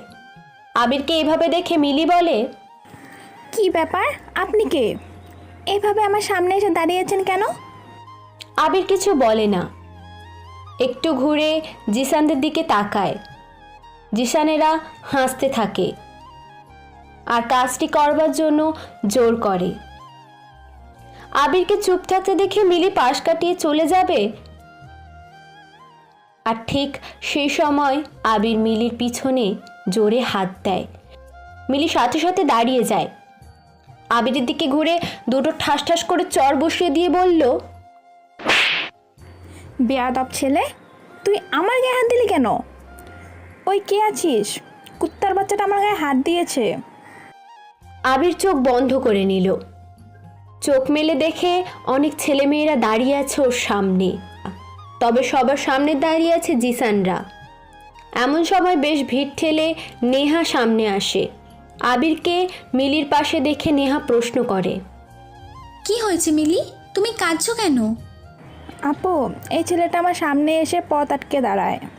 আমি ঘুরে চলে আসতে যাব, তখনই আমার পিছনে। আর বলিস না নেহা, এই ছেলেটা নতুন আসছে, এসেই ঝামেলা পাকিয়েছে। কি করা যায় বলতো? মিলি, ওকে কয়েকটা চর বসিয়ে দাও। আমি বাবাকে ফোন করেছি, বাবা এক্ষুনি আসবে। ওকে জেলের ভাত খাইয়ে ছাড়বো। না মিলি, যেহেতু ছেলেটা নতুন ভুল করেছে, তাকে মাফ করে দাও, আমি শাস্তি দেব। আচ্ছা ঠিক আছে আপু। মিলি চলে গেল। নেহা আবিরের সামনে এসে দাঁড়ালো। আবিরের গালে একটা চর দিয়ে বলল, শালা হারামি, তোর মতো বেয়াদব খুব কম দেখেছি আমি। কালকে তুই আমাকে লাভ লেটার লিখেছিস, সেটা পছন্দ হয়নি দেখে আজকে আরেকজনের সাথে। ছি, তোর চরিত্র এত জঘন্য কেন? আমার সামনে তুই ভার্সিটিতে থাকাকালীন আসবি না, কুত্তা কোথাকার। আর জিশান, থ্যাঙ্কস, তুই ওই মেয়েটার বিপদের সময় এগিয়ে এসেছিস। আরে নেহা, এসব কোনো কথা হলো? আমি তো সর্বদা সবার হেল্প করি, অন্যায় সহ্যই করতে পারি না। এজন্যই তো তোকে আমার এত বেশি ভালো লাগে। হৃদয় ভাইয়া কই? ওর তো লাস্ট সেমিস্টার, বেটা ক্লাসও করে না। আয় ক্লাসের দিকে। আচ্ছা তোরা যা, আমি আসছি। জিসান আবিরের কাছে আসে। আবিরের কাঁধে একটা হাত রাখে, আরেক হাত দিয়ে মাথার চুল নাড়িয়ে দেয়। তারপর চোখ থেকে চশমাটা খুলে জিসান তার শার্টের কোনা দিয়ে মুছে আবার আবিরের চোখে পরিয়ে দেয়। চশমাটা পরানোর শেষে জিসান হাসি হাসি মুখ নিয়ে আবিরকে বলে, শোন, ভার্সিটিতে নতুন, জানিসই না এখানে পলিটিক্স আছে। এখানে যাদের পাওয়ার আছে তারা পাওয়ার দেখায়, আর যাদের নেই তারা তোর মতো করে মার খায়। তোকে নেহার কাছে খারাপ করলাম কেন জানিস? যেন ওর মনে বিশ্বাসযোগ্য হয়ে কেবল আমিই থাকবো, অন্য কেউ না। ভালোভাবে চলবি, প্রবলেম হলে বলিস, ঠিক আছে বাবু? জিসান হাসতে হাসতে চলে যায়। আবির জিসানের চলে যাওয়ার দিকে তাকিয়ে আছে। আবির মনে মনে বলে, powerful people state, powerful place. Abir মুচকি হেসে মাটিতে পড়ে থাকা ব্যাগটি কাঁধে নিল, ওর ক্লাসের দিকে এগিয়ে যায়। ক্লাস প্রায় শুরু হয়ে গিয়েছে। আবির কোনো রকমে ক্লাসের সামনে দৌড়ে আসে। প্রথম ক্লাস নুসু ম্যামের। নুসু ম্যাম বেশ রাগী আর কড়া প্রকৃতির। সাইকোলজির একজন বিশাল জ্ঞানী মানুষ উনি পড়াচ্ছেন মানুষের রাগ কেন হয়, রাগের ফলে আমরা যা করি সেটা বারবার না হলেও প্রায় সব সময় ভুল হয় কেন। ক্লাসের প্রথম স্টুডেন্ট বলে, ম্যাম আমরা রাগ করি মস্তিষ্কে, আমাদের ইচ্ছেকে প্রাধান্য না পাওয়ার সূচনায়। বাকি স্টুডেন্টরা সবাই সায় দিল, কিন্তু কেন জানি না নুসু ম্যামের পছন্দ হয়নি। তাই তিনি আবারও প্রশ্ন করলেন, তবে এবার আর কেউ উত্তর দিল না। নুসু ম্যাম সবাইকে যখন বকা দেবে তখনই আবির এসে দরজার সামনে দাঁড়ালো। আবিরকে দেখে ম্যাম বিরক্তি নিয়ে তাকালেন। তারপর আবির 5 মিনিট দেরি করে ক্লাসে এসে দাঁড়ালো। নুসু ম্যাম ক্লাস শুরু করে দিয়েছেন। উনি প্রশ্ন করে মানুষের রাগ কেন হয়, রাগের ফলে আমরা যা করি সেটা বারবার না হলেও প্রায় সময় ভুল হয় কেন। প্রশ্নের তেমন যৌক্তিক জবাব কেউ দিতে পারেনি। এই জন্য ম্যাম সবাইকে তার মূল্যবান বকা দিতে যাবে, ঠিক সেই সময় দরজার কাছে এসে আবির বলে ওঠে, ম্যাম আমার নাম আবির, আমি নতুন স্টুডেন্ট। ক্লাসে আসার সময় একটু ঝামেলা হওয়াতে দেরি হয়ে গেছে, ভিতরে আসতে পারি? আবিরের এমন কথা শুনে সবাই দরজার দিকে তাকায়, তবে মনে মনে সবাই একটু হাসে। এর কারণ হলো ম্যামের শাস্তি থেকে আপাতত তারা মুক্তি পেয়েছে এই আবির নামের ছেলেটার জন্য।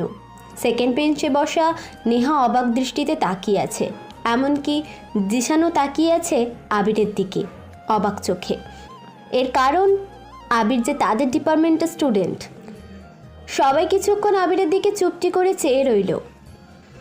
পরক্ষণেই সবার মধ্যে বিশাল চাপা হাসির রোল পড়ে গেল, কারণ আবির যে গেটআপে ভার্সিটিতে এসেছে ভার্সিটির কেরানিও আবিরের থেকে অনেক ভালো, বেশি স্মার্ট হয়ে আসে। আর এমন ড্রেস আপ, পাগলাটে হাবভাব দেখে সবাই হো হো করে হেসে ওঠে। ম্যাম চিৎকার করে সবাইকে থামিয়ে বলে, আবিরের দিকে ম্যাম তীক্ষ্ণ দৃষ্টিতে তাকায়। আবির ভয়ে হালকা মাথা নিচু করে নিল। তোমার এমন ড্রেস আপ কেন? আর কি কোনো পোশাক নেই? শার্টের হাতায় ময়লা, প্যান্টের এক পাশে ধুলো, আর জুতার অবস্থাটা তো বেশ খারাপ। চুলগুলো এমন করে রাখছো কেন? বনগরুর মতো হয়ে ক্লাসে আসছো তুমি? আসলে ম্যাম আমার আর কোনো ভালো পোশাক নেই। এইটাই তোমার ভালো পোশাক? এই ছেলে, জানো তোমার এই ভালো পোশাক দেখে বমি চলে আসার মতো অবস্থা, পুরো ডিসকাস্টিং। ভিতরে আসতে পারো, তবে আগে আমার বোর্ডের লেখা প্রশ্নের উত্তর দাও, আর যদি পারো তবে ভিতরে এসে সবার শেষ বেঞ্চে যেয়ে বসবে। সবাই আবারও হাসতে থাকে। আবির কিছুক্ষণ চুপ হয়ে দাঁড়িয়ে রইল। ম্যাম অনেক বিরক্তি হয়ে আবিরকে কিছু বলতে যাবে, তখনই আবির বলে ওঠে, ম্যাম মানুষ মাত্রই পরিবর্তনশীল। আপনি চাইলে যে কাউকে নিজের মতো করে রাখতে পারবেন না, বা নিজেকে সবসময় একই রকম রাখতে বা থাকতে পারবেন না। ঘড়ির কাঁটার মতো প্রতিটা মানুষ পরিবর্তন হতে থাকে, আর এই পরিবর্তনের ধারা মানুষের মস্তিষ্কে আলাদা আলাদা ভাব প্রেজেন্টেশন করে। সময়ের সাথে সাথে আপনার মধ্যে রাগ, ভালোবাসা, অভিমান, ইমোশন, অনেক আবেগ তৈরি হয়। আর সবচাইতে যেটা তৈরি হয় তা হলো চাহিদা। মানুষ যতই পরিবর্তন হবে মানুষের চাহিদাও তত বেশি পরিবর্তন হতে থাকবে। আর চাহিদা বিশাল হলে না পাওয়ার দিকটা বাড়তে থাকে, আর তার উপর ভিত্তি করে রাগ তৈরি হয়। রাগ মূলত প্রকাশ পায় প্রিয় মানুষদের উপর। কেউ জানলেও আমি ঠিকই বুঝতে পেরেছি আপনি যতটা রাগ, হিংসতা প্রকাশ করেন আপনার স্টুডেন্টের উপর, তার থেকে বেশি আপনি তাদেরকেই ভালোবাসেন। কারণ ভালোবাসার মানুষদের উপরেই তো রাগ প্রকাশ করা যায়। আবিরের কথা শুনে ম্যাম বড় বড় চোখ করে তাকালেন। কেউ ধারণাও করেনি আবির এমন করে উত্তর দেবে। বিশেষ করে ম্যামের আবিরের এমন কথা শুনে অনেক ভালো লাগছে। আবিরের দিকে তিনি এবারে বেশ স্বচ্ছন্দের দৃষ্টিতে তাকালেন। আবির মাথা নিচু করে আবিরকে বলে, ভিতরে আসো। আবির আর বাইরে দাঁড়ায় না, কারোর দিকে না তাকিয়ে সোজা সবার শেষ বেঞ্চে গিয়ে বসে। ব্যাগটা বেঞ্চে রাখতেই দেখে বসার জায়গাটা অনেক ধুলো। কারণ এটাই শেষ বেঞ্চ, এখানে কেউ বসে না। আবির ব্যাগ দিয়ে ধুলোগুলো পরিষ্কার করে নিল। বেঞ্চে বসে আবির সামনের দিকে তাকালো, দেখে নেহা ওর দিকে তাকিয়ে আছে। জিসানও তাকিয়ে আছে আবিরের দিকে। জিসানের মাথায় শয়তানি একটা বুদ্ধি আসে। সে কোনো রকমে জানে না আবিরকে সহ্য করতে পারছে না। আবিরের দেখতে খ্যাত হলেও আবিরের মধ্যে অন্যরকম একটা অ্যাটিটিউড আছে, যা জিসান বুঝতেও পারে না, আন্দাজও করতে পারছে না কিছুই। ক্লাসে সবাই মনোযোগ দিয়ে নুসু ম্যামের লেকচার শুনছেন, আর নুসু ম্যাম সবাইকে ইংরেজিতে লেকচার দিচ্ছেন। আবির জানালার দিকে তাকিয়ে বাইরের দৃষ্টি দেখছে। দুটো ছাগলের বাচ্চা ক্যাম্পাসের একদম শেষ প্রান্তে দৌড়াচ্ছে, একে অপরের পিঠে ওঠার চেষ্টা করছে, আর একজন করে সেখান থেকে দৌড়ে সরে যাচ্ছে। আবির এসব দেখে মুচকি মুচকি হাসতে থাকে। আর ওর দিকে ম্যাম। আবিরের এমন অকারণের হাসিটা চোখ এড়ায় না। তিনি জোরে আবিরকে ডাক দেন, ওই ময়লা ডাস্টবিন আবির। ম্যামের কথা শুনে ক্লাসে থাকা বাকি সবাই জোরে জোরে হেসে উঠল। ম্যামও হাসতে থাকেন। আবির তাড়াতাড়ি বসা থেকে উঠে দাঁড়ায়। আবির ভীতু দৃষ্টিতে ম্যামের দিকে তাকায়। ম্যাম রাগী চোখে আবিরের দিকে তাকিয়ে বলল, এই তুমি আমার লেকচার না শুনে বাইরে কি দেখছিলে? ম্যাম, ছাগলছানার খেলা দেখছিলাম। কি মানে কি? আমার লেকচার কতটা গুরুত্বপূর্ণ তুমি জানো? আমার লেকচার শোনার জন্য স্টুডেন্টরা ক্লাস মিস করে না, আর সেই তুমি কিনা আমার লেকচারের সময় অমনোযোগী।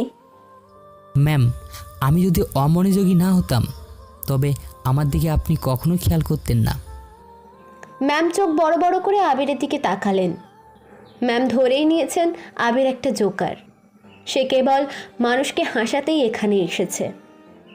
কারণ প্রতিটা কথা আর কাজে হাসি ছাড়া আর কিছুই নেই। ম্যাম আবিরকে বলে, ম্যাম সরি, আসলে আমি ইংরেজি বুঝি না, তাই যতই মনোযোগ দিই না কোনো ক্লাসে আমি কিছুই বুঝতে পারবো না। এই জন্যই বাইরে তাকিয়েছিলাম, যদি বাংলাতে বোঝাতেন অনেক বেশি ভালো হতো। শ্যাট আপ বেয়াদব ছেলে, এখানে থাকা প্রতিটা স্টুডেন্টই ইংরেজি জানে। তোমার মতো গাইয়া মার্কা ছেলে ইংরেজি জানে না? ফাজিল কোথাকার। যাও ক্লাস থেকে বের হও। ক্লাসের সামনে কান ধরে দাঁড়িয়ে থাকো। ভার্সিটিতে পড়া ছেলে, সে নাকি ইংরেজি জানে না, কান ধরে দাঁড়িয়ে থাকতো লজ্জা করবে না। যাও রুম থেকে বের হও। আবির ক্লাস থেকে বের হয়। ক্লাসের সামনে সে কান ধরে দাঁড়ায়। অনেক ছেলেমেয়েরা বেশ কয়েক বছর পর এমন দৃশ্য ইউনিভার্সিটিতে দেখতে পেল। সবাই হাসছে, আবির সেটা বুঝতে পারছে না। আবিরের কোনো অপমান বোধও নেই, সে এটা বরং বেশি এনজয় করছে। ওইদিকে আদনান সাহেবকে ডাকা হয়েছে ক্রাইম ব্রাঞ্চে। 3 জন পুলিশ এসে বসে আছে আদনান সাহেবের সামনে। আদনান সাহেব চায়ে চুমুক দিলেন। ক্রাইম ব্রাঞ্চের একজন সিনিয়র পুলিশ আদনান সাহেবকে প্রশ্ন করলেন, নিলয় ছোট থেকে গ্যাংয়ে জয়েন করার পর কি হয়েছিল, এরপর বলুন। আদনান সাহেব তার বইয়ে সবটাই লিখেছেন, কিন্তু কর্তৃপক্ষ বইয়ের লেখা দেখে সব ব্যান্ড করে দিয়েছে। একটাই মূল কপি ছিল আদনান সাহেবের কাছে, আর তিনি সব সততা সংগ্রহ করেছেন নিলয়ের এলাকা থেকে। কিন্তু আদনান সাহেব নিলয়কে দেখেননি। আদনান সাহেব বলতে শুরু করলেন, নিলয়ের একটাই ইচ্ছে ছিল সে আমির হবে, আর তাই নিলয় কোনো ছোটোখাটো আমিরকে কখনো মারত না। এর একটাই কথা ছিল, পাওয়ারফুল পিপল স্টাই পাওয়ারফুল প্লেস। তাই নিলয়ের রুলস হলো সে এমন এমন জায়গাতে যাবে যেখানে অনেক বেশি ক্ষমতা সম্পন্ন লোকজন থাকে, আর সে তাদেরকে মেরে সেখানকার ক্ষমতা আর টাকা নেওয়াটাই টার্গেট করে। আদনান সাহেব, আপনি নিলয়ের ব্যাপারে বলতে অনেক দূর চলে গেছেন। প্রথম থেকে বলুন। সে ডাক্তারকে খুন করে ছোট্ট একটা গ্যাংয়ে প্রবেশ করে, এরপর কি হয়েছিল? কয়েকজন অফিসার প্রশ্ন করল। আদনান সাহেব চা খেলেন, অফিসারদের দিকে তাকিয়ে নিলেন একবার, বেঞ্চের উপরে 2 হাত দিয়ে একটু ঝুঁকে আরাম করে বসে নিলেন।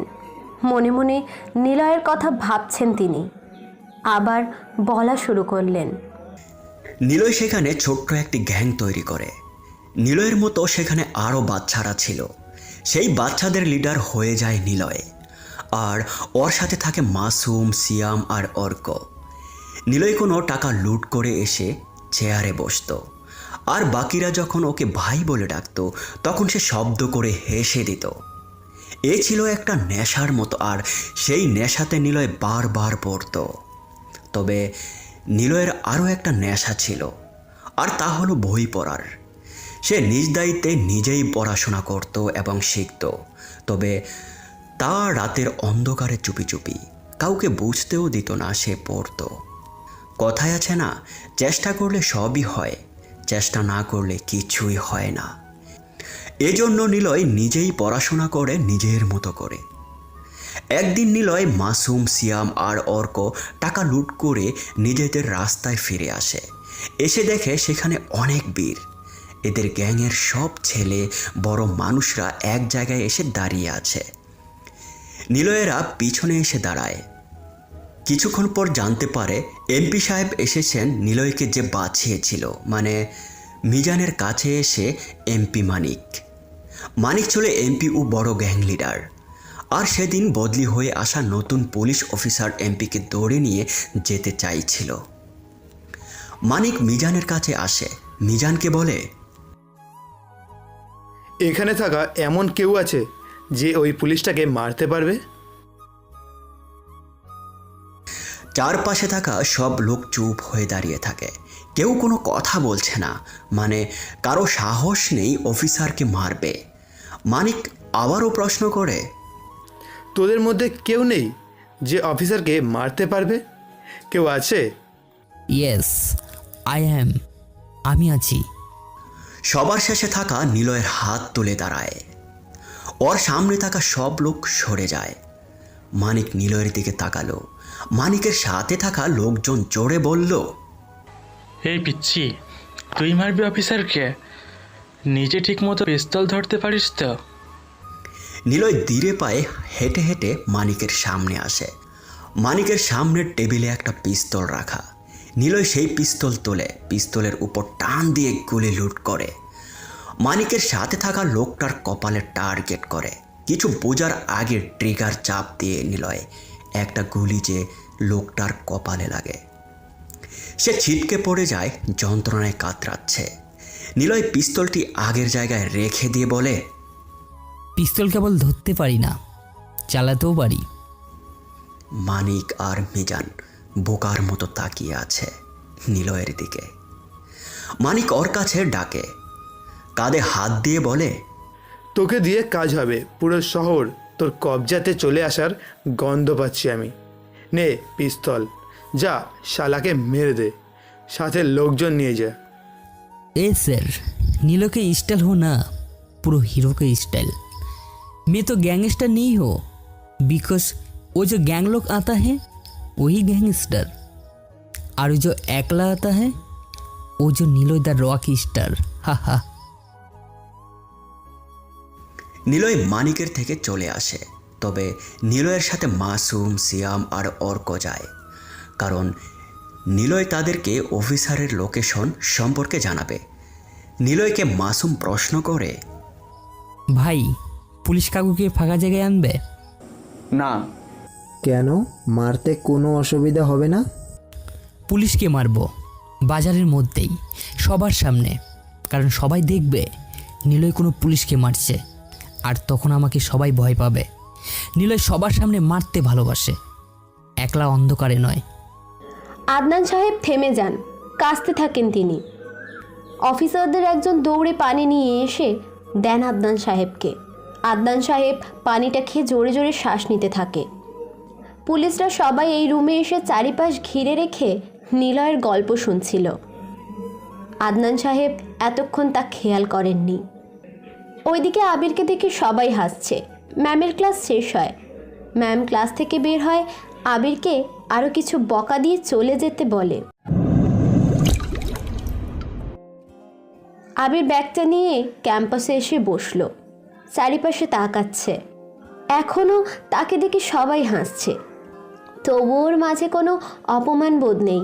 তারপর আবির ক্যাম্পাসের একটা গাছের নিচে বসে আছে, চারিপাশে তাকায়ও।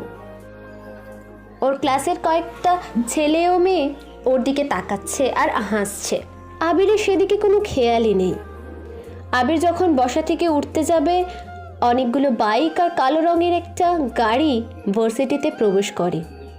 আবির সহ ভার্সিটির সবাই সেদিকে তাকিয়ে আছে। সবার কাছেই দামি বাইক, প্রতিটা বাইকে 2 জন লোক। বাইকের সংখ্যা 10টা আর গাড়ির সংখ্যা 3টে। গাড়িগুলো একদম ক্যাম্পাসের মাঝখানে এসে থামলো। প্রথম গাড়ি থেকে সিকিউরিটি নামলো। ওরা এসে গাড়ির মাঝখানের দরজা খুলে নিল। রাষ্ট্রপতি গাড়ি থেকে নামছে, পিছনে মিডিয়ার লোক। তবে বাইকে থাকা লোকগুলো ওদের আটকে রাখছে। রাষ্ট্রপতির সাথে আরও 2 জন লোক নামলো, একটা মেয়ে আর একটা ছেলে। ছেলে আর মেয়ের বয়সে প্রায় দুজনেরই সেম। রাষ্ট্রপতি এসেছে, ভার্সিটির প্রিন্সিপাল, এমনকি কমিউনিটির সব লোকেরা এসে সামনে হাজির। আবির এসব দেখে মুচকি হাসলো, মনে মনে বলল, পাওয়ারফুল লোক বড় জায়গাতেও তো থাকে। প্রিন্সিপাল স্যার গাড়ির সামনে এসে দাঁড়ায়।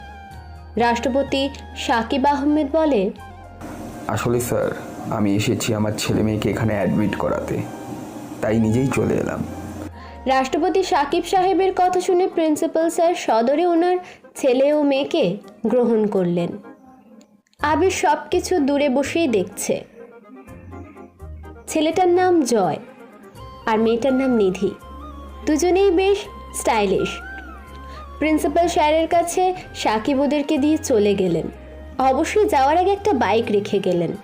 জয় আর নিধি স্যারের সাথে যেতে থাকে। আবির এগুলো দেখতে দেখতে সময় পার করে। ভার্সিটি থেকে বের হয় আবির, উদ্দেশ্য নেহাদের বাড়িতে। যদিও নেহা আগে চলে গিয়েছে, আবির রিক্সা ঠিক করে গন্তব্যে যেতে থাকে। আদনান সাহেব পানি খেয়ে নিলেন। জোরে কয়েকবার শ্বাস নিলেন তিনি। টিভিতে ওনার ইন্টারভিউ দেখানো হচ্ছে সরাসরি। সবাই নিলয়ের গল্প শুনছে। আদনান সাহেবকে প্রশ্ন করেন একজন পুলিশ। তারপর কি হলো? নিলয় সেই অফিসারকে গিয়ে মারতে চায়নি? আদনান সাহেব অফিসারের দিকে তাকান, মুচকি হাসি দিয়ে বুঝিয়ে দিলেন নিলয় যা বলে তাই করে। আদনান সাহেব বলতে লাগলেন, নিলয় কখনো তার কাজকে অসমাপ্ত রাখে না। হয় সে মারবে, না হয় মরবে, কারণ তার কাছে নিজের মরে যাওয়ার কোনো অপশন ছিল না। নিলয় বাজারে এসে পৌঁছায়, একাই ছিল ও। অফিসারের চেনা মুখ নিলয় তাকে চিনে নিয়েছে। সে অফিসারের সামনে এসে দাঁড়ায়। অফিসার নিজে গাড়িতে উঠতে যাবে, নিলয় ওর গাড়ির সামনে এসে দাঁড়ালো। নিলয়কে দেখে অফিসার বলল, সামনে থেকে সর, দাঁড়িয়ে আছিস কেন? যা সর। নিলয় এভাবেই দাঁড়িয়ে থাকে। নিলয় মাথা নিচু করে দাঁড়ানোর ফলে ওর মাথার বড় বড় চুল মুখের উপর চোখগুলো ডেকে রাখে। অফিসার নিলয়ের সামনে আসতে থাকে আর বলে, পুলিশটি ওর কাছে আসে। হাতে থাকা লাঠি দিয়ে নিলয়কে মারতে যাবে, তখনই নিলয় কোমর থেকে পিস্তল বের করে পুলিশের বুকে পরপর 2টা গুলি করে। পিস্তল ফেলে সেখান থেকে দৌড়াতে থাকে। অফিসারের সাথে থাকা বাকি পুলিশগুলো নিলয়ের তাড়া করতে থাকে। নিলয়কে দৌড়াতে দেখে সিয়াম, মাসুম আর অর্ক নিলয়ের সাথে দৌড়ায়। কয়েকটা গলি পার হয়ে নিলয় দাঁড়ায়। অর্ক প্রশ্ন করে, তুমি দাঁড়ালে কেন? চলো বাইকা যাই। রকস্টার কখনো পালায় না। রকস্টারকে দেখে সবাই পালায়। আমি পালালে আমার কথা কেউ মনে রাখবে না, কেউ আমাকে ভয় পাবে না। তোরা যা, আমি ওখানে যাচ্ছি। এরপর নিলয় দৌড়ে সেখানে আসে, আর সাথে সাথেই পুলিশগুলো ওকে ধরে নিয়ে চলে যায়। থানায় নিয়ে নিলয়কে অনেক মারে। নিলয় চুপচাপ মার খায়। বেশ কিছুক্ষণ পর এমপি মানিকের লোকজন এসে নিলয়কে ছাড়িয়ে নিয়ে যায়। আবির বাড়িতে প্রবেশ করে। ডাইনিং রুমের সোফাতে সবাই বসে নেহার বাবার ইন্টারভিউ শুনছে। সবার মনে প্রশ্ন একটাই, কে এই নিলয়? তাকে নিয়ে কেন পুরো দেশ মেতে আছে? কিন্তু কেউ কোনো উত্তর খুঁজে পাচ্ছে না। আবির ওর রুমের দিকে যাবে তখনই হৃদয় ডাক দেয়। হেই এইদিকে আয় আবির। আবির, তোর আসতে এত দেরি হলো কেন? জানিস না তুই আসার পর বাড়ির কোনো কাজের লোককে আমি নিজের কাজের জন্য ডাকি না। নেহা কথাটা বলেই আবিরের গালে চড় বসিয়ে দিল। আবির নিচের দিকে তাকিয়ে আছে। নেহা বলে, তোর মতো চরিত্রহীন একজন মানুষকে বাড়িতে থাকতে কেন দিয়েছি বলতো? কালকে আমাকে ভালোবাসিস বললি, আজকে ভার্সিটিতে সবার সামনে একটা মেয়েকে তুই, ছি, কই ছিলিস এতক্ষণ? রিস্কাই করে আসছিলাম, দেরি হয়েছে। সামান থেকে যা, তাড়াতাড়ি চা করে আন সবার জন্য। আবির নিজের রুমে চলে গেল। ব্যাগ রেখে আবির রান্নাঘরে এসে যায়। পরীকে খুঁজছে, কিন্তু তাকে কোথাও পেল না। তাহলে কি পরী আসবে না? পরীর বড় বোন মিষ্টিকে নিয়ে আবির আবার চিন্তা করে। মিষ্টি হলো এই শহরের রাতের যেখানে কিছু ভদ্র চেহারার মানুষগুলো তাদের চেহারা মেটানোর জন্য মিষ্টি নামের হাজারো মেয়েদের রাতভর ইচ্ছে মতো ব্যবহার করে। তবে পরী এখনও অনেক ছোট, সে এসব কিছুই বোঝে না। সে তার আপার মনে জমে থাকা কষ্টগুলো অনুভব করতে পারে। তবুও বাচ্চা মেয়েটা তার পরিবারকে সাহায্য করে। আবির ভাবতে ভাবতে চা তৈরি করে ফেলল। নেহার সামনে আসেও হৃদয় আবিরের থেকে চা নিল। চায়ে একটা চুমুক দিয়েই হৃদয় আবিরের গায়ে গরম চা ঢেলে দিল। আবির রাগী দৃষ্টিতে হৃদয়ের দিকে তাকালো। বাকিরা সবাই আবিরের দিকে তাকালো। হৃদয় বলে, সালা, এটা চা না অন্য কিছু? চায়ে এত চিনি দিয়েছিস কেন? হারামি, আর একটা ভুল করবি তোকে গরম পানিতে চুবিয়ে মারবো। আপনি শুধু শুধু এমন করছেন? চা ঠিক আছে। তুই আবার কথা বলছিস? কুত্তার বাচ্চা, যা সামনে থেকে। আমাকে গালি দিবেন না। কি করবি তুই? বল কি করবি? হৃদয়, তুই চুপ থাক। আবির, তুইও চুপ থাক, কোনো কথা বলবি না। আবির আর কোনো কথা বলে না। সে দূরে দাঁড়িয়ে টিভির দিকে তাকায়। টিভিতে এখনও নিলয়কে নিয়ে আদনান সাহেব ইন্টারভিউ করছে।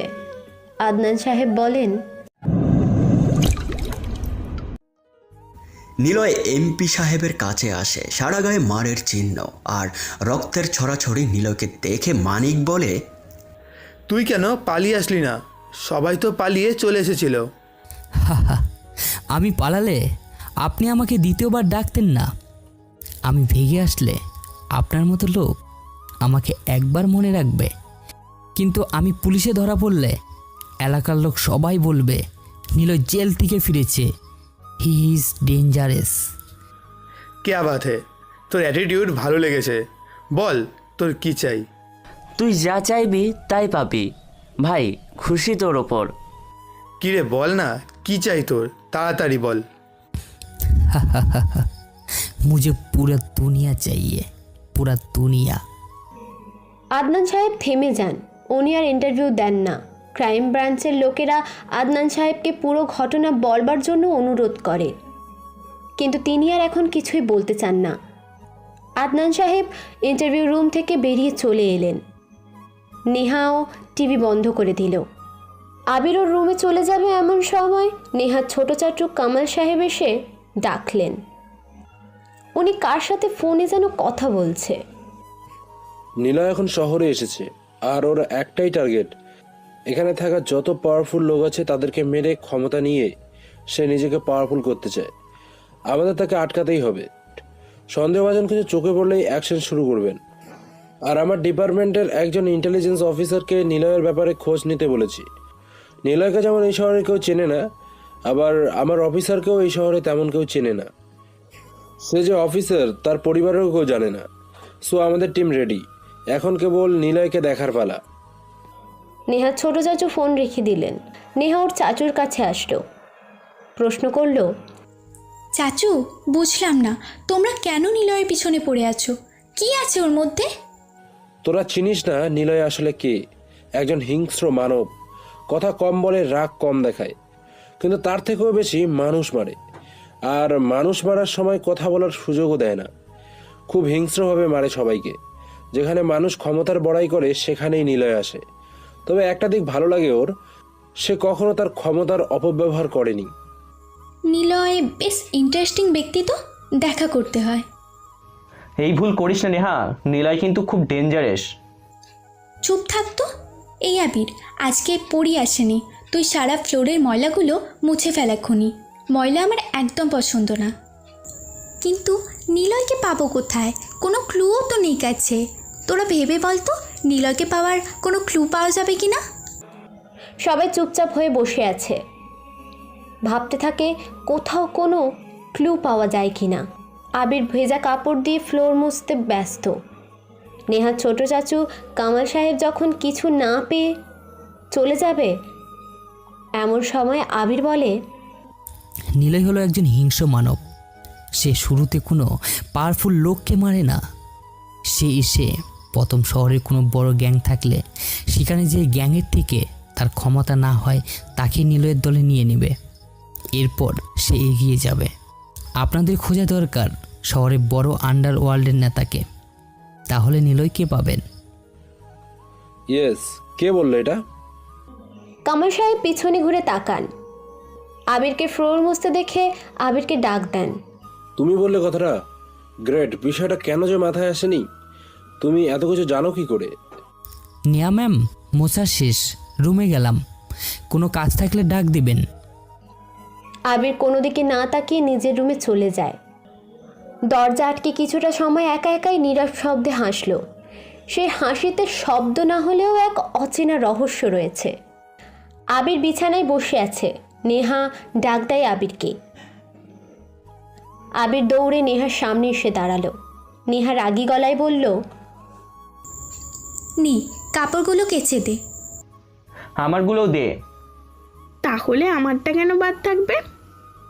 আবির নেহার কাপড়গুলো নিয়ে চলে যাচ্ছে। সে সময় হৃদয় ডাক দেয়, আমাদেরগুলো কে নিয়ে যাবে? আমি নিয়া ম্যামের জন্য এখানে এসেছি, আপনাদের জন্য না। শালা তোকে! হৃদয় এসে আবিরের পায়ে লাথি দেয় একটা। আবির চোখ বন্ধ করে জোরে জোরে কয়েকবার নিঃশ্বাস নিল। প্রতিটা মানুষের সাথে ভালো ব্যবহার করবেন, না হলে কি? না হলে ভালো ব্যবহার পাবেন না। আবির চলে যায়। বিকাল হলো। নেহার আব্বু বাড়িতে এসেছে। ওনাকে অনেকটাই ক্লান্ত লাগছে। আবির গিয়ে চা দিয়ে চলে আসবে, তখনই আদনান সাহেব ডাক দিলেন আবিরকে। এই ছেলে, শোনো। জি স্যার। আমার যে এখন চায়ের প্রয়োজন, তুমি কিভাবে জানো? এমনিতে। আচ্ছা, যাও। স্যার, নিলয়কে নিয়ে এত ভাববেন না। সে তার মতোই আছে, তার মতো থাকতে দিন। মিজানার মানিকের কাছ থেকে সে একসময় সেখানকার ক্ষমতা লাভ করে। ক্ষমতা দখলের লড়াইয়ে কেউ কি চায় সে ছাড়া অন্য কেউ ক্ষমতায় থাকুক? তাই নিলয়কে নতুন একটা গ্যাং তুলে নিয়ে যায় সেই দিন। কিন্তু বুঝতেই পারছেন, জঙ্গলের রাজা সিংহ সিংহই হয়। অসুস্থ সিংহ শিকার করার ক্ষমতা না থাকলেও গর্জনে কিন্তু তাকে সব প্রাণী ভয় পায়। এমনটাই হয়েছিল। তাই বলছি, নিলয়কে নিলয়ের মতো থাকতে দিন। সে তার মতো করে কাজ করবে। আদনান সাহেব হা হয়ে শুনতে থাকে আবিরের কথা। আবির ওদের বাড়িতে কাজের ছেলে ভাবতেই পারছে না। কথা বলার ধরন আর অ্যাটিটিউডটা একদমই আলাদা। আবিরকে ডাক দেন আদনান সাহেব। তুমি এত কিছু জানো কিভাবে? কে তুমি? আপনার বই একটু পড়েছিলাম চুরি করে। আর তাছাড়া আপনার মুখে নিলয়ের গল্প শুনে অনেকটা নিলয়ের প্রতি ধারণা এসেছে। আর নিলয় ছোটোবেলাতে যেখানে থাকতো সেখানে আমরাও থাকতাম। কিন্তু মাসখানেক পর আমরা চলে আসি। আর জানি না নিলয় কোথায় থাকে। আবির আর কিছুই বলে না। সেখান থেকে চলে আসে নিজের রুমে। আদনান সাহেব আবিরের চলে যাওয়ার দিকে তাকিয়ে আছেন। এখনও অবাক হচ্ছেন তিনি আবিরের এমন কথা শুনে। আদনান সাহেব আরও অবাক হন, কারণ নিলয়কে নিয়ে তিনি যে বইটা লিখেছেন সেটা পুরোই ইংরাজিতে লেখা। তবে কি আবির শিক্ষিত কাজের লোক? দূর, না না, আমার হয়তো ধারণাটাই ভুল। নেহাকে জিজ্ঞাসা করতে হবে আবিরকে সে কোথায় পেয়েছে। আদনান সাহেব সোফায় বসে কথাগুলো ভাবছেন। আবির বাহিরে চলে আসে।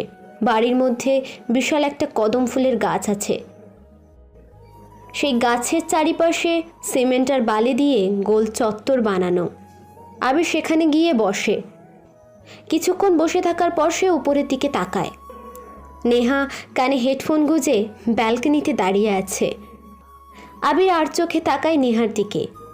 তারপর আবির নেহার দিকে তাকিয়ে মনে মনে বলে, রাজ্য দখল নিতে গেলে দুটো পথ সামনে আসে, হয় যুদ্ধ করে জিতো, না হয় গেম খেলে রাজ্য দখল করো। আর সেই গেমের নাম মাইন্ড গেম। আবির ভিতরে চলে আসে। রান্নাঘরের দিকে যায়ও।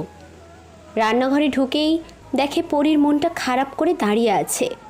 পরীর সাথে আবিরের মাত্র কয়েকদিনে অনেকটাই খাতির জমেছে। হয়তো এই বাড়ির কাজের লোকেদের সাথে মেশেই না কেউ। আবির পরী ছাড়া আরও কয়েকজন কাজের লোক আছে। আবির পরীকে দেখে জিজ্ঞাসা করল, তুই সারাদিন কেন আসিসনি? তোকে খুঁজেছিলাম। আপাকে নিয়ে হাসপাতালে গেছিলাম। ডাক্তার কইল আপাকে নাকি অনেক ছেলে মিলে কি করছে। আমাদের ডাক্তার এইটা কইল আপা বিছানায় শুয়ে আছে। বাড়ির সব কাম আমি করতেছিলাম, হের লাইগা আইতে পারিনি। আমারে কেউ এই বাড়িতে কিছু কয় না, খালি হৃদয় স্যার আমাকে সুযোগ পাইলে অনেক বাজে কথা বইলা দেয়। আমারে নিয়ে সে অনেক কথা কয়, ইচ্ছে করে হৃদয় স্যারকে মাইরা ফেলি। আবির পরীর দিকে তাকায়। আবির নিজের হাতটা মুষ্টিবদ্ধ করে কয়েকবার নিজের পায়ে মারতে থাকে। আগে সে এমন করতো না, কিন্তু আজকাল সে এটাই বেশি করে। অনেক বেশি রেগে গেলে সে এমন করে রাগটা কমানোর চেষ্টা করে। তোর আপার সাথে আমার দেখা করাবি? আপার লাগে আমি নিজেই তো ঠিক মতো কথা কইতে পারি না। আপা বাড়িতে থাকে না, মায়ের ওষুধের লাগে নাকি কাম করতে বের হইয়া যায়। আমিও তো মায়ের লাইগা কাম করতে চাইলে আসি। যখন তোর আপার সাথে কথা হবে আমার কথা বলিস। আর শোন, হৃদয়কে মারতে পারবি? আমি তো ছোট মানুষ, কেমনে পারবো? হা, সময় হোক, ঠিক মারতে পারবি। ভাইয়া আপনাকে অনেক ভালোবাসি। আমার আপার কিচ্ছু হবে না তো? না, হবে না। আর হৃদয় থেকে একটু দূরে থাকবি, ওকে তো পরে দেখব। ঠিক আছে ভাইয়া, আপনাকেও হৃদয়ের কথা কইছিলাম। আপা বারণ করেছিল কাম না করতে, কিন্তু মা আমার পাঠাইয়া দেয়। আপার টাকা নেয় না, তাই আপা আর কিছু বলেনি। আবির রান্নাঘর থেকে বের হয়। নেহা ওর রুমে বসে আছে, নিলয়ের কথা ভাবছে। নেহা মনে মনে কথাগুলো ভাবছে। সে বইয়ে হাত দিয়ে কথাগুলো ভাবতে ভাবতে ব্যালকনিতে এসে দাঁড়ায়। নিচে আবিরকে বসে থাকতে দেখে আবিরের দিকে অপলক দৃষ্টিতে তাকিয়ে সে মনে মনে বলে, আচ্ছা আবির ছেলেটা এমন কেন? কত অপমান করে সবাই, অথচ সে কাউকেই কিছু বলে না। সে কি এমনই নাকি এমন করে থাকে? কিন্তু বেয়াদব একটু, মেয়েদের সাথে খারাপ ব্যবহার করে। তবে আমি তো কখনো আমার দিকে ঠিকমতো তাকিয়েও কথা বলতে দেখিনি, কি জানি। নেহা আবার নিজের রুমে চলে আসে। আর কিছুই ভাবে না ও। আবিরও তার রুমে এসে বসে আছে।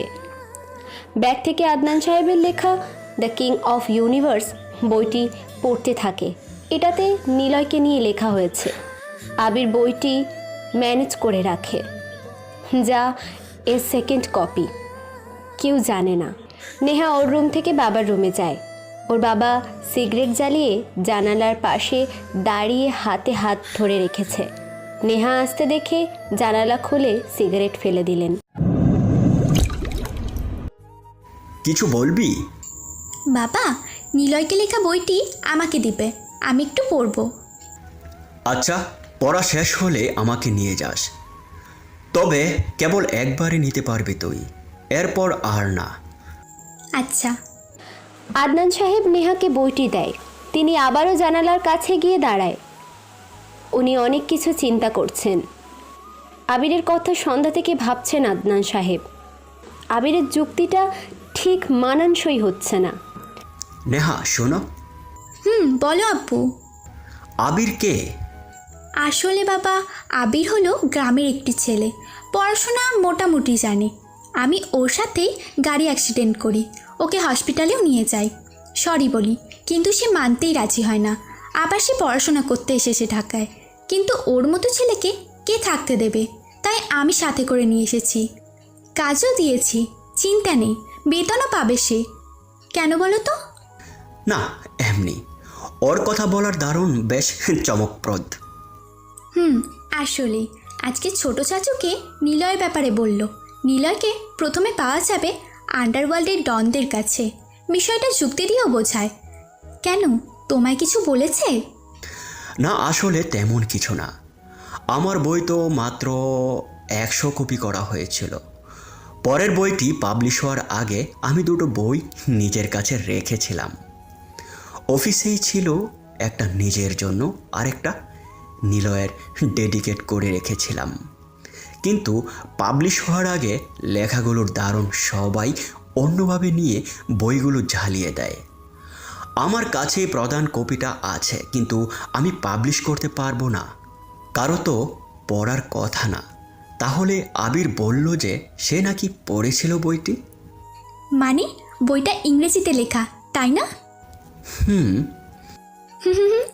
তাহলে চিন্তা নেই, আবির বইটি কখনোই পড়েনি। সে ইংরেজিই বোঝে না, আর ওকে নিয়ে এত ভাবছো কেন? বাদ দাও তো। নেহার কথা শুনে আদনান সাহেব আর কিছুই বলল না। নেহা বইটি হাতে নিয়ে নিজের রুমে চলে আসে। আদনান সাহেব নিলয়ের কথা ভাবছেন, আবির নিলয়ের গল্প পড়ছে। নেহাও নিজের রুমে বসে নিলয়কে নিয়ে লেখা বইটি পড়ছে। পুরো দেশে নিলয়কে খোঁজার চেষ্টা করছে। আদনান সাহেবের বইয়ে লেখা, একটি শহরে দুটি গ্যাং থাকে, একটা ছোট আর একটা বড়। নিলয় ছোট গ্যাংদের সাথে প্রথম মেশে। সেই গ্যাংদের সাথে হয়ে বাকি ছোট গ্যাংদেরকে ধ্বংস করে। নিলয় যে গ্যাংয়ের সাথে কাজ করে সেই গ্যাং অনেক বড় পর্যায়ে যায়। এই জন্য ছোট গ্যাংয়ের লোকেরা চাইতো নিলয়কে মারতে, আর বড় গ্যাংয়ের লোকেরা নিলয়কে চাইতো নিজেদের দলে রাখতে। ঢাকার শেষ প্রান্তে ব্রিটিশ শাসনের মতো একটি কোম্পানি নির্মাণ করা হয়, কারণ সেই জায়গায় কয়লা আর তেলের খনি পাওয়া গিয়েছিল একসাথে। ব্যাপারটা কাকতালীয় হলেও এটাই সত্য। আর সেটা দখল করে নেন দেশের ক্ষমতা সম্পন্ন 5 জন ব্যক্তি। প্রথমে আন্ডারওয়ার্ল্ড ডন ছিলেন এই 5 জন। পরে কোম্পানি চালিয়ে কেউ দেশের প্রধানমন্ত্রী, দেশের রাষ্ট্রপতি, কেউ বিচার বিভাগে, এইভাবে পদে ভাগ হয়ে যায়। আর সাথে বাড়তে থাকে নিজেদের লোক। কোম্পানির নাম ছিল হার্ট মানি, মানে টাকার উত্তোলন। হার্ট মানি কোম্পানির একটাই কাজ, কয়লা আর তেল সংগ্রহ করে বাইরের দেশে পাঠিয়ে টাকা উপার্জন করা। কিন্তু ওরা দিনের পর দিন টাকার লোভে পড়তে থাকে। পরে পুরো দেশের গরিব মানুষদের ধরে নিয়ে এসে কোম্পানিতে কাজে লাগিয়ে দিত। ঠিকমতো খেতে না দিয়ে তাদেরকে 24 ঘন্টার মধ্যে 22 ঘন্টা কাজ করাতো। কেউ কাজ না করলে তাকে শিকল দিয়ে বেঁধে চাবুক দিয়ে মারা হতো। কেউ প্রতিবাদ করলে কোম্পানির বিশাল জায়গায় একটা হিংস্র প্রাণী রাখা ছিল, সেই প্রাণীর সামনে খাবার হিসেবে তাকে ফেলে দেওয়া হতো। ভয়ে কেউ কথা বলেনি। তবে মোস্ট ইম্পর্টেন্টলি সেই 5 জন কোম্পানির মালিকের মধ্যে 4 জনের নাম পাওয়া যায়। বাকি একজন এখনও রহস্যের মধ্যে। কে সেই বাকি একজন? আর সে হলো প্রধান। বাকি 4 জন হলেন রিফাত, দেশের বিচার বিভাগের দায়িত্বে, রাকিব আন্ডারওয়ার্ল্ড ব্যাকডন, সাকিব রাষ্ট্রপতি, আশরাফ প্রধানমন্ত্রী। বাকি একজন কি করে, নাম কি সেটা জানি না। তিনিই কোম্পানির দেখাশোনা করে উপরে বসে। বাকি 5 জন কেবল পার্টনারশিপে বহন করে। তবে 5 জন আন্ডারওয়ার্ল্ডের জগতের মাথা। পুরো দেশে যত ছোট বড় গ্যাং আছে সবটার দায়িত্বে এরা 5 জন। আর তাদের কাছে হার্ট মানি কোম্পানি তো আছেই। নেহা বইটি রেখে দেয়। আর পড়তে ইচ্ছে করছে না, কেমন যেন ভয় করছে ওর। 7 বছর আগে একটা কোম্পানি ছিল, আর সেটার এখনও বাহাল আছে। তবে আগের থেকে কোম্পানির ধরনটা পাল্টে গেছে। শোনা যায় আগে যে 5 জন মালিক ছিল তারা আবার নাকি এটা আগের মতো করে নিতে চায়। এটাও শোনা যায় যে এই 5 জন পুরো মালিকের মধ্যে ঝামেলাও হয়। কী নিয়ে হয় সেটা জানা নেই, হয়তো এটা আদনান সাহেব বইয়ের মধ্যে লেখা পাওয়া যাবে। বইটি লিখতে ওনার 1 বছর লেগে গিয়েছিল। সকালে ঘুম ভাঙে আবিরের। বইটি আবিরের বুকের ওপরে রাখা থাকে। তাড়াতাড়ি সেই বইটি আগে ব্যাগে ঢুকিয়ে নিল। রান্নাঘরে দৌড়ে চলে যায়। পরীকে দেখা যাচ্ছে না। আবির সবার জন্য চা নিয়ে এলো। সকালে খাবার টেবিলে আসে। সাফিক, রাফিক, আদনান আর ছোট চাচু কামাল বসে আছে। আবির সবাইকে চা করে দেয়। সাফিক সাহেব আবিরের এমন কাজে অনেক খুশি, কারণ আবিরকে কাজের কথা বলতে লাগে না। আবির সবটা দেখেই কাজ করে। আদনান ভাই, আজকে তোর আবার প্রেস কনফারেন্স আছে তাই না? সাবধানে থাকিস। নিলয়কে নিয়ে তোর লেখা আজকে সবাই শুনতে যাচ্ছে। নিলয়কে নিয়ে তোর লেখা আজকে সবাই শুনতে যাচ্ছে। অথচ এর আগে যখন প্রকাশ করেছিলি তখন সবটা জ্বালিয়ে দেওয়া হয়। প্রতিদিন যেতে হবে অফিসে, আর টিভিতে দেখানো হবে আমাকে নিলয়ের গল্প বলার জন্য। তোমার নিলয়কে খুঁজে বের করবই, তুমি দেখে নিও। খুঁজে পেলেও লাভ নেই। নিলয়কে লিড করে অনেকগুলো ডন, কারণ তারা নিলয়কে ওদের প্রয়োজনে ব্যবহার করে ঠিকই, কিন্তু নিলয়ের পরে ওদেরকে সরিয়ে ক্ষমতা নিয়ে নেয়। তাই যতক্ষণ ওর মাথার উপর বড় ডনরা থাকবে তাকে দৌড়া সহজ হবে না, আর তাকে দৌড়তে গেলে সে সহজে দৌড়া দেবে না। ভাই তুমি জানো না, আমার ডিপার্টমেন্টে একটা অফিসার আছে, সেও তোমার নিলয়ের মতো রহস্যময়। তাকে দিয়ে কাজ হবে। আমি নিজেই তাকে ঠিক মতো চিনি না, কেবল তার সাথে আমার ফোনে কথা হয়। আর কেউ কথা বলে না। সবাই খাবার শেষ করে চলে যায়। আবির নিজের রুমে চলে এসে ভার্সিটি যাওয়ার জন্য রেডি হয়ে নিল। আবির বাড়ি থেকে বের হয়। নেহা, মিথিলা ও হৃদয় একটা গাড়িতে উঠল। আবির পাশ কাটিয়ে চলে যাবে। হৃদয় ডাক দেয়, ওই আবির, গাড়িতে যাবি নাকি? হারামি, কখনো এমন গাড়ি চোখে দেখেছিস? তুই আমার গাড়ির ড্রাইভার হওয়ারও যোগ্যতা রাখিস না। আহারে বেচারা, যা বাবু, তোমাকে খেলনা গাড়ি কিনে দেওয়া হবে। আবির কিছু বলে না। রিক্সা ঠিক করে সে ভার্সিটির দিকে এগোলো। ভার্সিটির কাছাকাছি আসতেই ওর চোখ আটকে যায় রাস্তার পাশে বসে থাকা পিচ্চি মেয়ে পরীর দিকে। তাড়াতাড়ি রিক্সা থেকে নামে, দৌড়ে পরীর কাছে যায় ও। পরি, তুই এখানে বসে আছিস কেন? আবিরকে দেখে পরী কান্না করে দিল। আবির ওকে একটা দোকানের মধ্যে নিয়ে যায়। বোঝাই যাচ্ছে পরী কিছু খায়নি। কি রে, কথা বলিস না কেন? বল, কি হয়েছে? এখানে কেন তুই? আর কাঁদছিস কেন? ভাইয়া, ওরা আমার আপুকে জোর করে তুলে নিয়ে যায়। পাশের হাসপাতালে ভর্তি কইরা দিছে ওরা। মাঝরাতে ওরা আয়সা বলতে থাকে আপুরে। এই মাগি, চল। টাকা নিয়েছিস, আমাদের সাথে দেখা করিস নাই কেন? দেখুন, আজকে শরীর ভালো না, অন্য দিন যাব। তোর শরীর ভালো থাকবে কেমনে? সারা রাত অন্য ছেলের লোকে করলে তো ভালো থাকবে। এত কিছু জানি না, চল।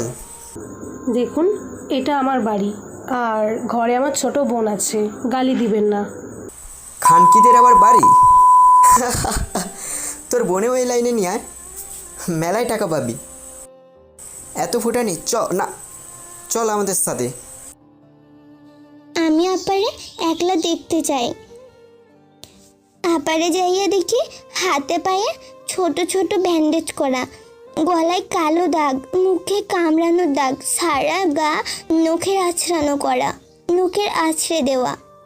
কইছে টাকা না দিলে আপারে দেখতেও দেব না। আমার আপারে আমি বাড়িতে আনুম। ভাইয়া, আপারে আয়না দেন। আবির কিছু বলে না, চুপচাপ টেবিলের উপরে হাত দিয়ে এক দৃষ্টি পরীর দিকে তাকিয়ে আছে। পরীকে বলল, কিছু খেয়েছিস? না। আচ্ছা, তুই খাবার খেয়ে বাসায় যা, তোর আপা বাড়িতে চলে যাবে। কিভাবে? ওরা তো অনেক টাকা নেবে।